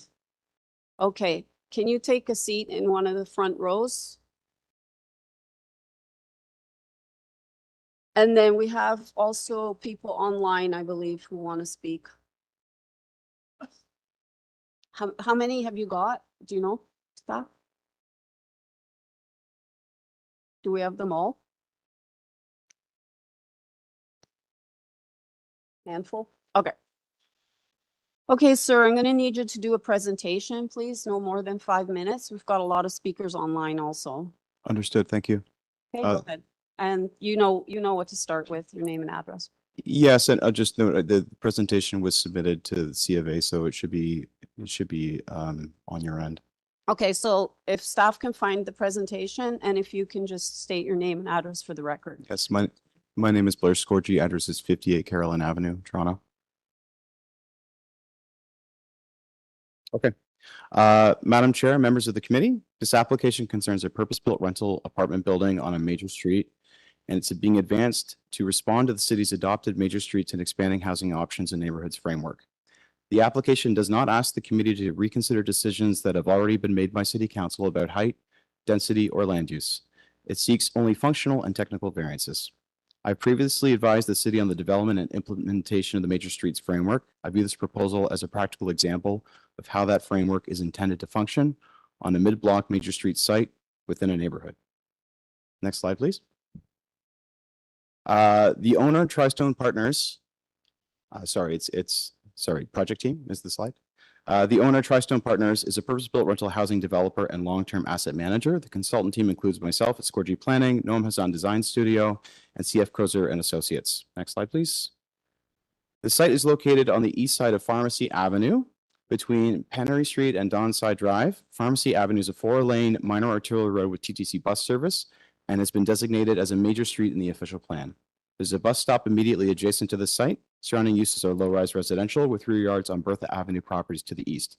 The site is located within the Clare Lee Birchmount neighborhood in an area where city policy supports residential reinvestment along major arterial roads. Next slide, please. The proposal is a 6-story, 10-unit purpose-built rental apartment building. It is a street-oriented building with its primary entrance on Pharmacy Avenue and a simple compact built form that limits lateral massing and supports appropriate separation from adjacent properties. Under bylaw 608-2024, apartment buildings of up to 6 stories and 19 meters are permitted on major streets in neighborhoods.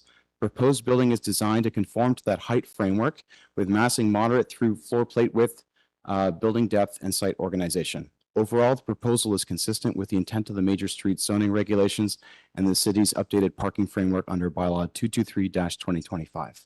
Next slide, please. There are 7 variances listed, though one related to maximum building height is no longer required. The front yard setback variance arises from the continued application of exception RD 169, which requires a 22-meter setback from the center line of Pharmacy Avenue. The proposal provides a 6-meter front yard setback, which aligns exactly with the major street zoning regulations under bylaw 608-2024. This variance reflects the reconciliation of a legacy centerline-based standard with the city's updated approach to built form along major streets. The proposed setback maintains a landscape front yard and a pedestrian-oriented frontage. The building length variance is modest, exceeding the permitted 25 meters by 1.24 meters to support efficient circulation and functional unit layouts. The entrance platform projection variance is triggered by the location of the main wall rather than the depth of the platform itself. The platform provides a safe, accessible, and legible entrance condition along Pharmacy Avenue. Next slide, please. Side yard landscaping is generally provided at the required 1.5 meter width in the side yards with localized adjustments to accommodate for window wells and pedestrian access. Landscaping is provided along both side yards to support buffering, privacy, and stormwater management. One visitor parking space designed to accessible standards is proposed in the front yard. Its location responds to the fixed TTC bus stop and site access conditions. Only a single space is provided and it remains subordinate to the pedestrian and landscape character of the frontage. Next slide, please. The requested variances are limited in number and technical in nature. The proposed built form remains within the height massing permissions generally of the major street zoning regulations under bylaw 608-2024. Community planning has reviewed the application and advised that, in their professional opinion, it meets the 4 tests under section 45 of the Planning Act, and that they have identified standard conditions for the committee's consideration should the application be approved. Urban Forestry and Transportation Services have also reviewed the application and not raised objections. The design reflects multiple rounds of refinement in response to zoning examiner feedback, with a clear effort to minimize both the number and extent of required variances. Taken together, the absence of agency objections and limited technical nature of the requested variances confirm that this proposal is operating as intended within the city's major streets framework. Next slide, please. In conclusion, the proposal satisfies all 4 tests of Section 45 of the Planning Act, maintains the intent of the official plan and zoning bylaw, and the requested variances are minor and desirable for the appropriate development of the land. The proposal aligns with the Expanding Housing Options and Neighborhoods Initiative and the Major Street Study, and is consistent with the Growing Up guidelines. Overall, this represents a carefully calibrated 6-story apartment building on a major street, designed to operate within the city's adopted height permissions while monitoring massing through form, layout, and site organization. As such, we respectfully request the committee's support. Thank you, and I'm happy to answer questions. Thank you. Before I go to the opposition, can you just confirm that you're amending this application by deleting variance number 2? I don't have the notice in front of me, but it's the variance regarding height, which I believe is number 2. Yeah, it's in this case, the height of the apartment building, including the parapet, is 19.42. So Yes. you're officially deleting that. We are officially deleting that. We resubmitted the drawings to eliminate that variance. Okay, Thank you. Quick question, and then we'll go to the opposition, okay? Thank you for your presentation. Well done. My pleasure. 273 Pharmacy Avenue. Is that a apartment building? 273? Pharmacy, just down the road. Is that an apartment building? I don't know the precise addresses, but there are apartment buildings down the street to the south. Okay, so this is an area that's already familiar with apartment buildings. I just wanted to establish that. Thank you, sir. Yes, thank you. I'd like to go to the opposition, and then I'll have you back, sir. Okay.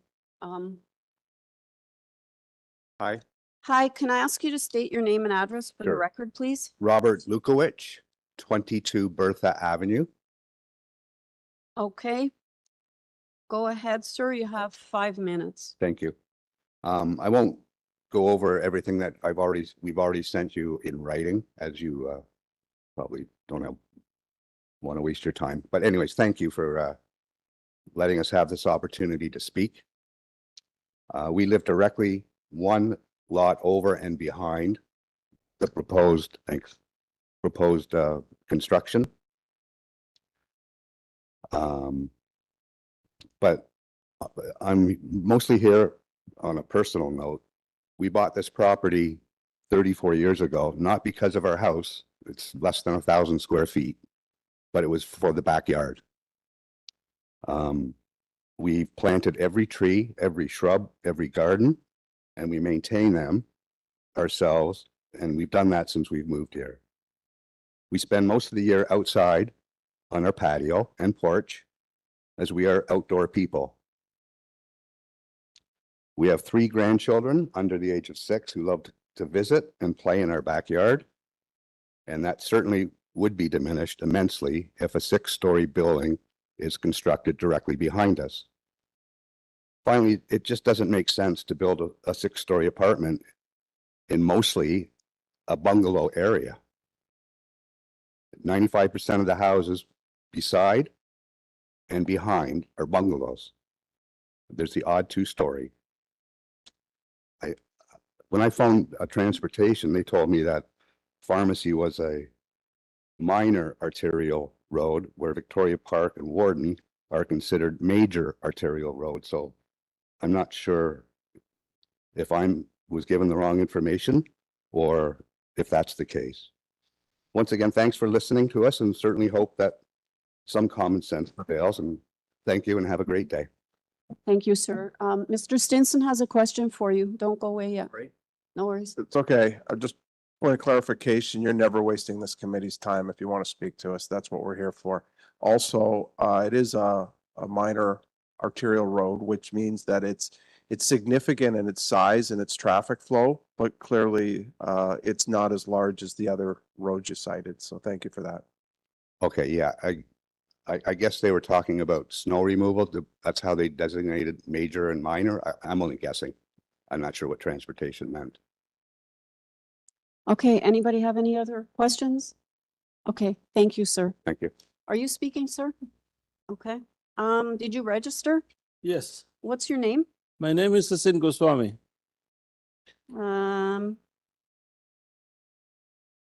What's your address? 399 Pharmacy Avenue. 399 Pharmacy. Okay. Yeah, right beside it. All right, sir, go ahead. Yeah, we live there since 1999, the 30 years is now, and we have a quiet neighborhood. It's there is all the houses are 2 stories maximum, and even new houses they give a permission to build that is only 2 houses, 2-story buildings, not like a 6-story building. That we're talking about 6-story buildings on a corridor of what do you call the Metro Links? It's on Eglinton Avenue, north side of the Eglinton Avenue, not south side. I work for the TTC. The gentleman says that there is a parking problem. We have it already. All the parking is going to be on the streets. There is nothing available. And when you have a shutdown on the subway, the first thing they take over is the small street buses. Because I work for the TTC, so I know. They will take it up from the pharmacy bus and put it on an emergency subway shutdown. They will take it from the BIRCHMOUNT. They will take it. That's why they operate the subway system and buses over there on the streets. My wife have a problem. She have a disability and she is using wheel-trans. And when they come to pick them up, they come on the side streets. If there is no parking, all these guys, they're going to park the streets on our side street on a Panay Street. And we live right on the corner. And that's the issue we have. Now, you mentioned about the 273, this gentleman, Mr. David, mentioned it, 273. 273, 263, and 283, the Pharmacy Avenue apartment buildings are 19-story buildings far away from us. Okay? And there is a 3-story apartment building just north on Florence Avenue corner. We don't have any buildings in nearby on a rental property anywhere. And also, all the students from the 273 pharmacy and complex, they walk to the schools all the way on the same sidewalk. Also, we have the Boys and Girls Club there. So after school, they have a curriculum and a program. They go back, walk and forth over there. Now, there is nothing is stated on this particular plan that where they're gonna put the garbage and kind of thing. They're gonna put all the garbage in our streets. And it's gonna be obstacle for all the students. They are little ones. They are going kindergarten. And here we are. We have so much a bigger problem with the few people are living on the street. Now they have a complex that live, at least they're gonna pick 50 to 60 people in that particular complex in one unit.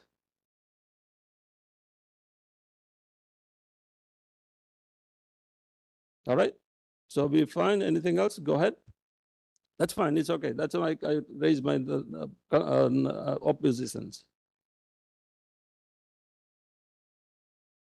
Thank you, sir, for your presentation. Very clear and articulate. Just to recap, if I heard you correct, we heard you correctly, this is going to impact the residents in the bungalows and homes, the community groups, and TTC traffic implications, where you outlined as a TTC employee that there's going to be pressures put on the side streets. That's correct. All right. Thank you. Anyone else have a question for the speaker, Ms. McCauley? Just a quick question. Is there a sidewalk on this side of Pharmacy Avenue at this location? Yes, we do have a sidewalk, but it's coming straight. The front entrance in a 273, 290. Sorry, mine entrance is on a pharmacy. Okay, so there is a sidewalk on Pharmacy, and this apartment building is going to be providing a parking space on the private side of that sidewalk.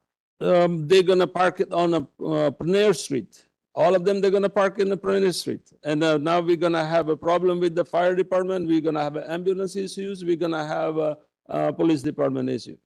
Because there is no removal, we have issues. So that's too many people living on a square footage area if you look at it. We have supposed to be have a 3 to 4 per head, per apartment in the one unit. Here we're looking at right now at least 60 people, and we don't know how many they're going to put it in. It's going to be another Brampton in that our neighborhood. That people living 60 people in a one apartment building, that they had a problem in the Brampton for the schooling and hospitals. Okay, thank you. Any other questions for the speaker? Thank you very much, sir. Okay, thank you. Just grab a seat. Is there anybody else in the audience that wants to speak to 397 Pharmacy Avenue? Okay, I'm going to go to the online speakers now. And I just want to remind everybody to please, because there's a lot of speakers, please don't repeat the same things that have already been said. The committee wants to hear all your concerns, but it doesn't really advance anything if things are repeated.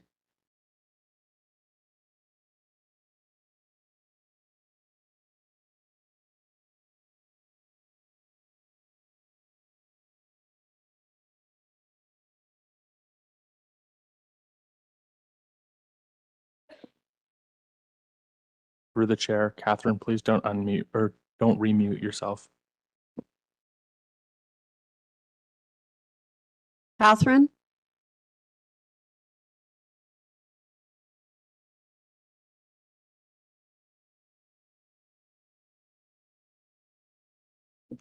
Through the chair, Catherine, you are unmuted. Catherine, are you there? You have been unmuted. Can you please say something?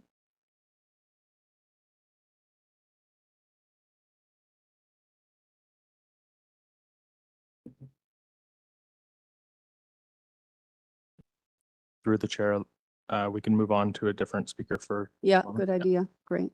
Thanks.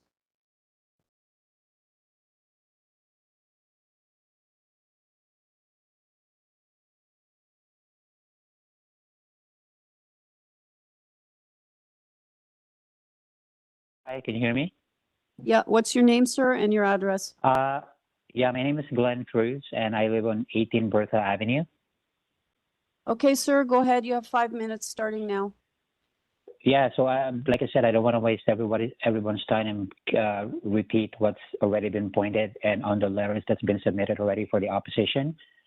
But I'd just like to echo my strong opposition to this development. I also like to point out quickly that you probably didn't receive a notice of objection from the house that will be directly behind 397 Pharmacy, which is 20 Bertha Avenue. He's a senior living in his home, and he's by himself, and he's really ill, and he has been at the hospital for the last 3 weeks. I had indeed spoken to his immediate family that has visited him while he was here, and they obviously got the letter as well, and they're not our residents, but they've echoed the same sentiment about the objection for this development. But so I don't want to repeat what everyone's been pointed out already, but yeah, just basically the 6-story apartment building is really gets out of character in this neighborhood. So yeah, thank you for that. Thank you, sir. Anyone have a question for the speaker? Okay, seeing none. Thank you very much, sir.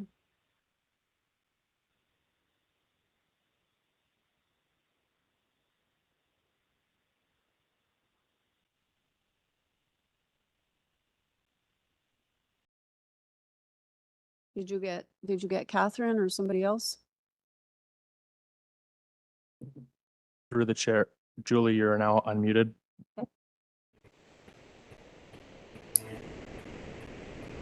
Hi, Julie. Hi, good morning. I'm at 40 Bertha Avenue, a neighbor concerned about this construction. I'm not opposed to 3 stories, but I think 6 stories, including an elevator, is a little bit much. I have concerns about maintenance, not just for the neighborhood, but also for residents living there. Access for people trying to get around that bus stop when there's so many people coming and going from this particular property. The parking on the front yard, typically we are seeing lots of cars parking there currently, but you know, pulling into a guest parking spot on the front yard and then backing out past a bus stop onto Pharmacy, which is a relatively busy street. I do have concerns about that. Again, the maintenance, snow removal, water runoff. That's my main concerns. Panel members, do you have any questions for the speaker? Okay, we don't have any other questions. Is there anything else you want to add? No, I'm good. Thank you. Okay, thanks. I just want to let everybody know we do have all the material that you sent in, all the opposition letters and petition. So the members have gone through that material. Okay, can I have the next speaker, please?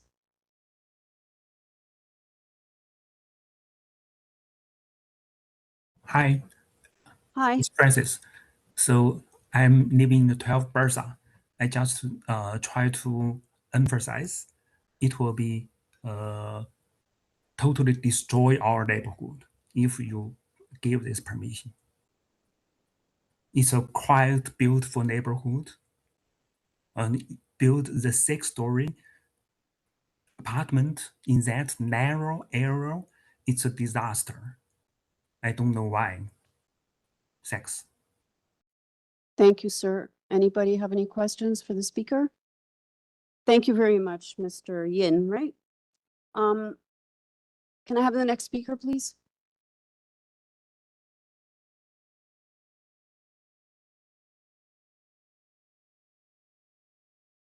Through the chair, Catherine, you have been unmuted. Catherine?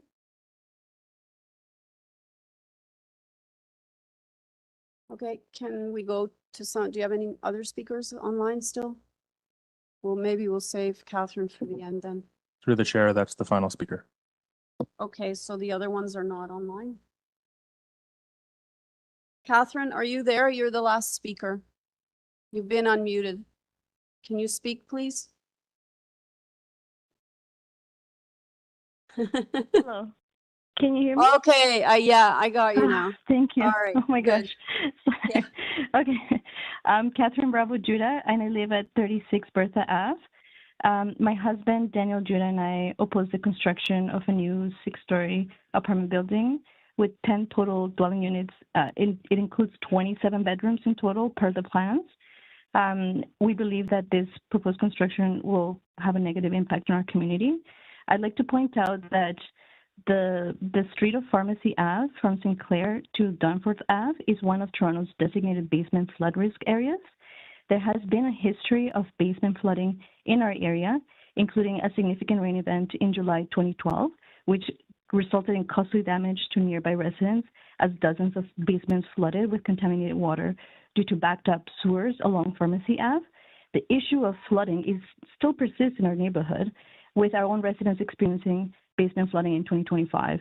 So bringing in a 6-story apartment building with 27 bedrooms, we're deeply concerned that this massive construction will add additional stress on the existing sewer system and surrounding infrastructure, which is already strained and prone to flooding.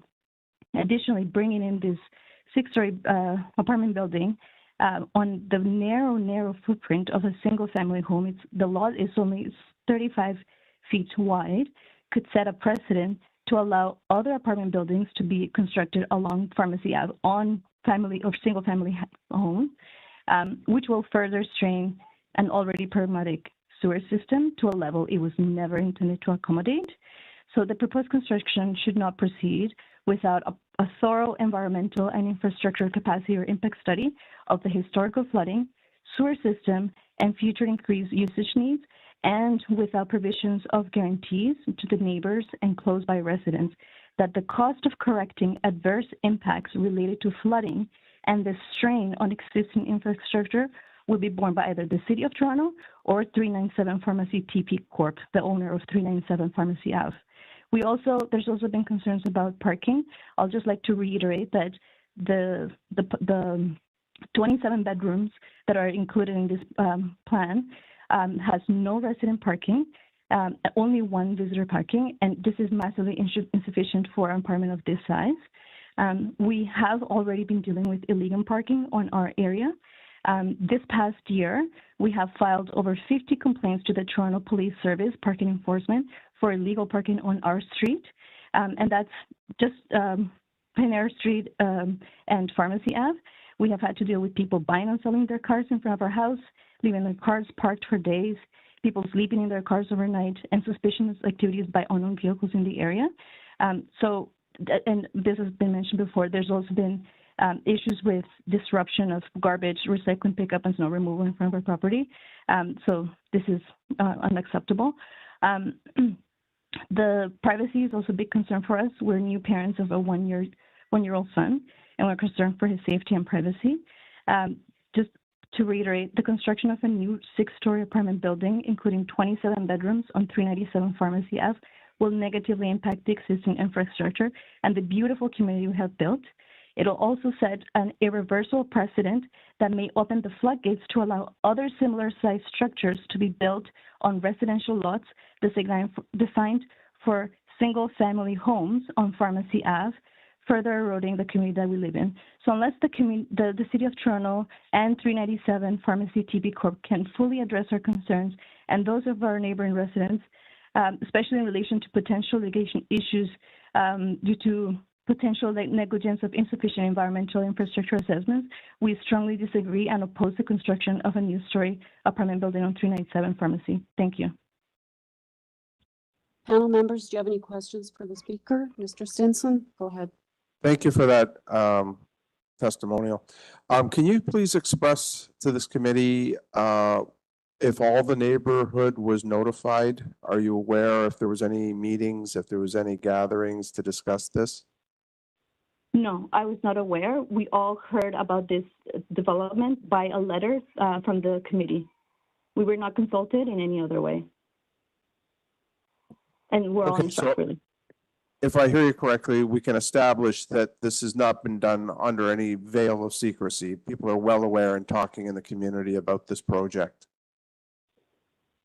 There's some neighbors that opposed the application that came to us with respect to concern, but there has been no actual consultation with neighbors by the applicant. We all found out by mail through this letter, the public hearing notice. There's been no consultation by the applicant with the community. Okay, thank you. Any other questions? Okay, thank you very much. If I can have the agent back again, please.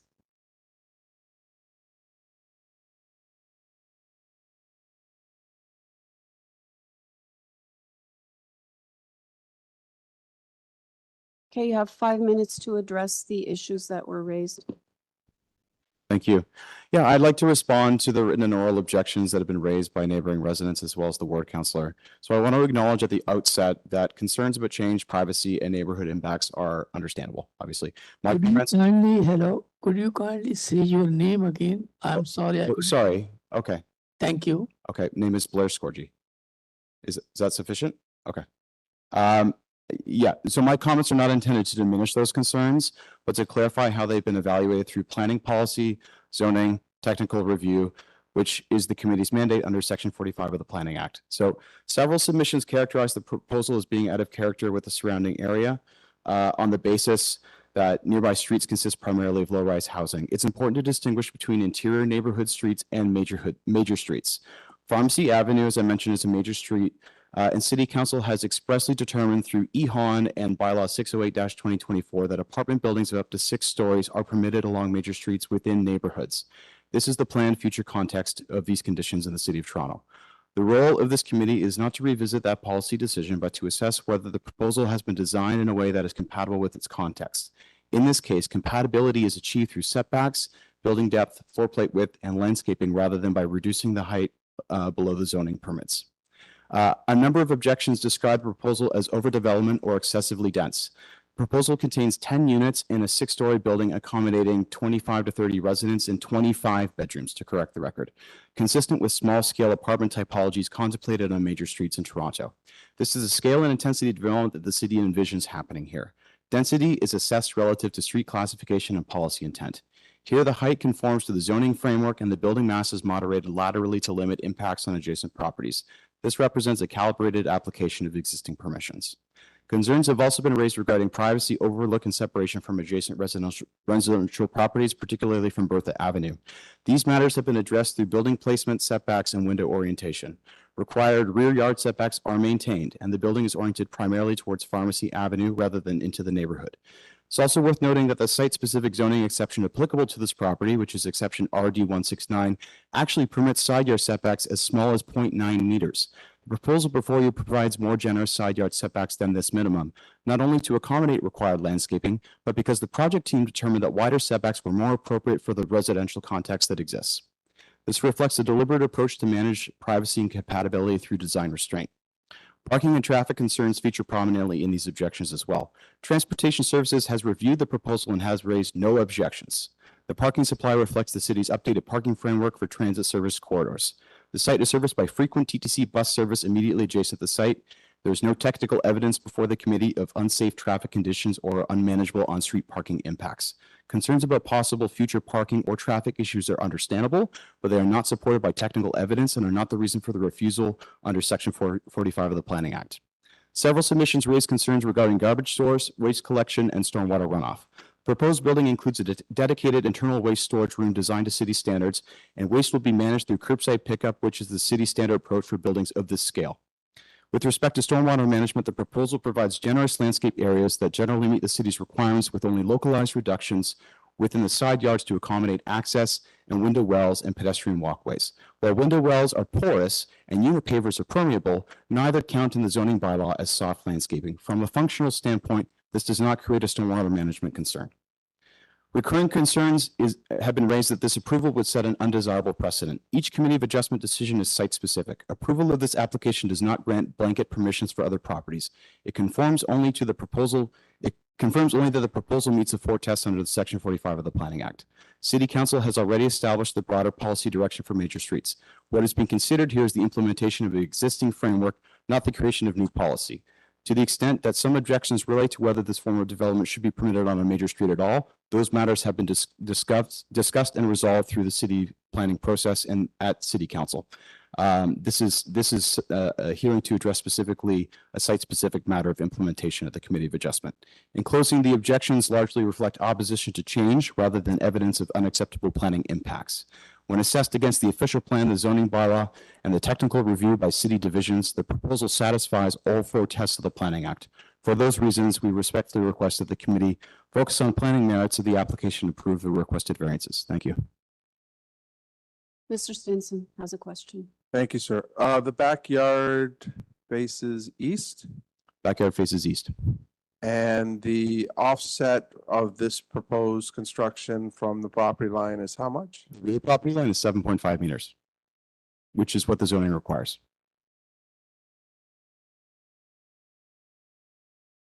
Thank you. Thank you. Anyone else have any questions?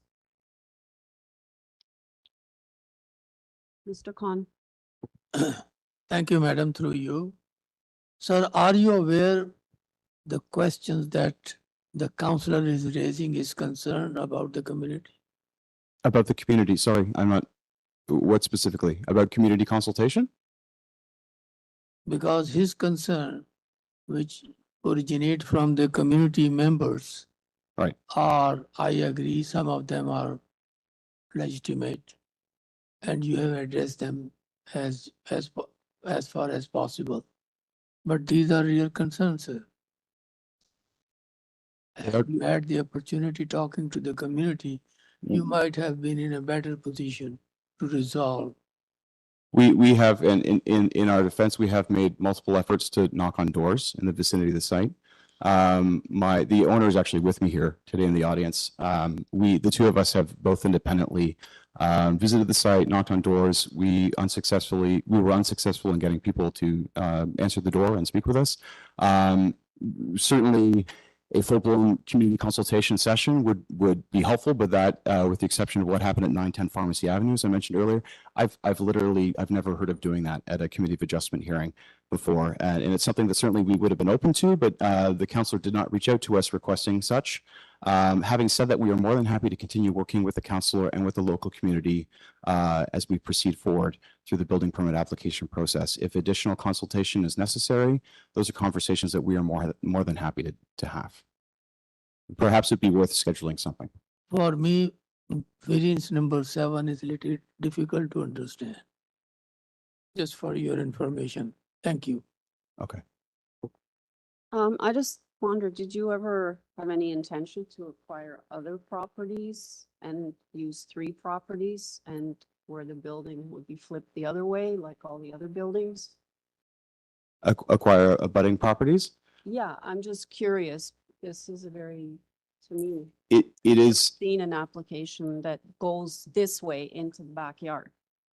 Like An apartment building. So I'm just wondering. I see. Follow me. If you Yes. look at the other apartment buildings, they're this way, right? Along the Yes. Street line. And I don't want to speak out of turn, but I understand that efforts have been made to connect with adjacent property owners, and there was an intent to see if there were an opportunity to consolidate land to potentially put together a larger development, and that there was that was met with lack of interest on the part of abutting property owners. Okay, I just wondered. Mr. Stinson? And thank you, Chair. I was just clearing my voice there too. 'Tis the season. You used the phrase, and I quote, many attempts to speak to, now I'm going to come out of the quote. I'm going to say to speak to residents. So how many times is many? Let's start with that. I don't recall saying many. I believe You I did. may have misspoke. I meant to say multiple. I personally have been on the site twice and have knocked on doors. So just to be clear, you did say many. I wrote it down. That's fine. Thank you. I'm not disputing. And also, what month or months did you do that in? Okay, that's a good question. It is, isn't it? It Thank is. I went, well, we went in, trying to think. You want to jump? Yeah. Sure. Hold on, sir. As a courtesy, I'll let you speak for 1 minute because usually the 5 minutes is combined. So if you want to, yeah, you have to come there and you have to give us your name and address for the record. And just while we're waiting for him, I was there, I believe it was in September, the first time I visited the site to knock on doors. I also took site photos because I wanted to get good photos while the weather was nice. And Okay, before the gentleman speaks, sir, I'm going to ask you, how many doors did you knock on approximately? The abutting property owners, I think sort of the two further down from that, and then the ones immediately behind on Bertha. Okay, thank you very much. So can I just further to that? So you basically knocked on the doors of the circulation area? Would that be an accurate assumption? For the notice, there's a circulation area, right? 60 meters? Yeah, I forget what it is. Maybe staff can confirm, but is that those are the doors you knocked on? Maybe approximately. Okay, it's fine. It's fine. Go Yeah, ahead. so I myself have knocked on the property that is to You the guys left. start the clock. So facing the site, the property that is to the left of it, which I believe the gentleman here spoke, he's the resident. So I knocked on that door, somebody answered. I tried my level best for several minutes to engage in a conversation, and I was asked to go away multiple times. So that was once. Blair, independent of my approach to the same door, has approached that particular address. Blair, I'm aware, on his same visit, also approached the property to the right side of our lot. And one of my partners also, separately from these 2 visits, also knocked on the door of the property on the left. And the logic for us to be knocking on that door on the left is related to your earlier question, Madam Chair, which is to consolidate potentially, to acquire the property on the left, which, if I remember correctly, is a corner lot. So combining those 2 will allow for a bigger building.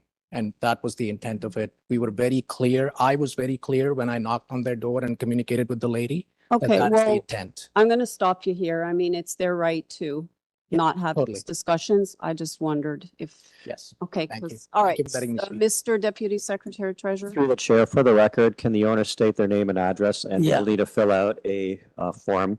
Yeah, I can absolutely fill the form. My name is Ramit Malhotra. My address is 17 Gardner Road, Toronto. Okay, thank you, sir. Thank you, Chair. I just want to make sure, since I engaged the whole process here. In short, if I heard, I know lots happening here, sir, with pens and papers, et cetera. If I heard you correctly, there was a dozen people reached out to in terms of trying to have contact with them, discussions, Neighbors, you mean? whoever. People around? I'm aware of those two properties were knocked at. And So- if you knocked on other doors, please, you did? Okay. Yes, to the north? Yeah. There's property to the north, there is only one to the north. I believe the 2 or 3 to the south, and then sort of 2 or 3 immediately behind it. Great. Thank you for that clarification. I appreciate it. Any other questions? Okay. Ms. McCollum? Just a quick question, I guess to the applicant. Did he attempt to have a meeting with the counselor? We have reached out to the counselor and offered to have a meeting. There was a bit of a delay in their staff member responding to us, but we've actually agreed to have a meeting next weekend, or sorry, next week to discuss further. But did you do that reaching out after you saw the letter? Is that No, accurate? we received it. We reached out before we received the letter. Okay, All right. and what was the reason why you could not meet with the applicant or meet with the counselor? He did not respond in a sufficient time to do so. Why didn't you ask for a deferral then? So that you could But have. we weren't aware of any opposition on the part of the counselor at that time. Okay. All right. If there's no more questions, let's go into committee. Okay, okay, I'm really struggling with this one. I'll be honest. I understand it's an arterial. I understand we want intensification along arterials. But honestly, to shoehorn an apartment building into a lot like this doesn't make any sense to me with no parking. And I understand where staff is at. If we were looking at properties, 3 properties that have been consolidated and a building facing the way apartment buildings usually are, which is this way, unless it's a huge lot. I just, in good conscience, I can't support this application. I don't think it meets the 4 tests, and I do not believe it meets the character of the neighborhood. And I also don't feel it fits with the intent of the intensification of the city. So yeah, I can't support this application. Madam Chair? Can I speak? Yes, go ahead. I agree with you. The city has passed some official plan and zoning bylaws that said that they are looking at minor arterial roads everywhere in the city, regardless of the circumstances, regardless of the surroundings, regardless of the infrastructure in place. And that at those locations, they will support a 6-story apartment building. I have a real problem with this as a 6-story apartment building, mid-block, surrounded by 1- and 2-story bungalows. The proposed apartment building uses up almost the entire lot. When we have a 6-story apartment building backing onto bungalows, we're usually looking at shadow drawings. No shadow drawings. This is what the city has said is desirable. Thankfully, I'm not part of the city. I am an independent committee member. I listen to what the city says. I don't have to always agree. And I agree in general to the overall policy. We need to increase density on a site-specific basis. I don't agree with this one.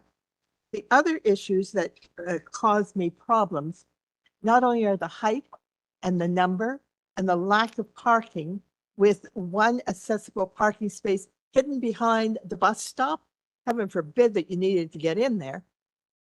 The other part of it is I'm well aware that there are major problems with stormwater drainage in this part of Scarborough. the drains and the storm sewers were not fitted, that we've had basement flooding, as one of the members said. She said that basement flooding was in 2012 and again last year. And the city has started to put out notices that the city will support people who have basement flooding. They've acknowledged that there is basement flooding in this area. So to add another dwelling unit that is going to cause additional problems is not desirable. I will not be voting for this application.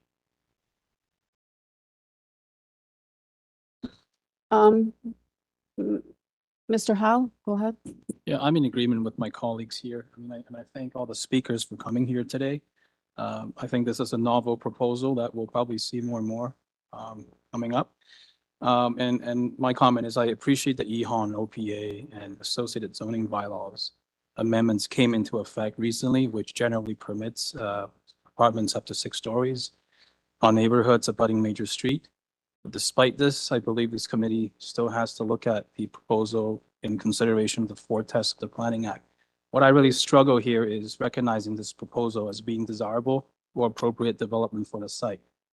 If, for example, this was a proposal on a corner lot, right, or built on multiple merge lots, I could see merits to suggest this, is appropriate or desirable. But what we have here is an apartment building up to 19 meters, 6 stories, stuck right in between, 2 single-family houses that is currently in use. In some, I just can't see this proposal as being desirable or appropriate. In addition, I appreciate the city is moving away from requiring minimum parking. But looking at this proposal, there is no residential parking being proposed, no permanent parking, only 1 visitor parking. The spillover effect of this is of the 6-story rental apartment will be more illegal parking street on side roads, burdens on stormwater sewage, which again, I can't see this as being desirable or appropriate for the site. And those are my comments. Mr. Stinson, did you want to say anything or go ahead? Yeah, very interesting application. In terms of what the city departments have seen, they've not opposed any of it. But to the point of the fellow committee members, is it appropriate? Is it desirable? I asked the question to one of the speakers, how far away is the other large apartment buildings? And I think the quote was far away. It's actually 0.4 kilometers or 400 meters. So in my view, it's not that far away. There are apartment buildings on this street and they're quite close. I also feel that a TTC stop can be moved. I have experience in that area. I know it can happen. I also think that, change starts somewhere. It can't just always be talked about. And because this is the starting point of change for this community with bungalows, let's say, or homes, this would be that beginning. I think the height is too tall, and I'm also concerned that it doesn't meet the 4 test rule for the simple reason that it's not going to fit into the character at its current proportions. If maybe this application was something less than 6 stories tall, maybe that would have sufficed. I'll note that today we're in the neighborhood of 12 people online and in person and through letters opposing this. That's quite a large neighborhood. I might have thought there might be more, but in my experience of 2 years on this committee now, 12 is still significant. I think it's not in the interest of this application, and it should be heard loud and clear. Never diminish community consultation. How you do it is important. Documenting how you do it, when you do it, who you speak to, because nobody on this committee needs to be told how we do our business. We know how we do our business. And what we weigh into this whole process is if developers and owners talk to the community at large, especially for a 6-story tall apartment building. So I cannot approve this application at this time. Right? Okay. So I'll need a motion from somebody. Ms. McCauley? Okay, I'm prepared to put forth the motion to refuse this application in its entirety. It is not a minor variance. It is not appropriate. It does not meet the tests of a minor variance. Okay, and you're refusing the application as amended, right? Refusing the application as amended. Okay, do I have a seconder? Thank you, Chair. I'll second the motion. Okay, so I have a motion to refuse the application as amended for all the reasons cited, moved by Ms. McCauley, seconded by Mr. Howe. All in favor? That carries unanimously. And I believe the committee stands adjourned now till 1:30. Is this, yeah?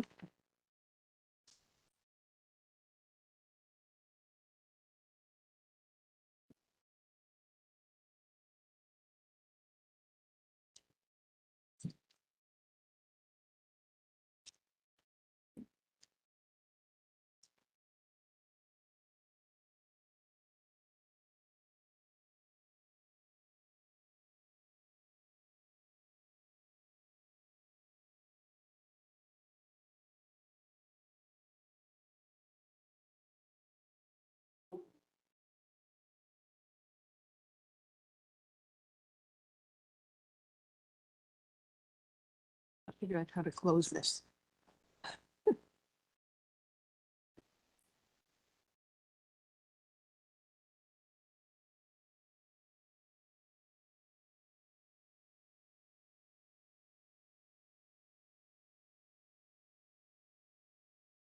Okay, did it.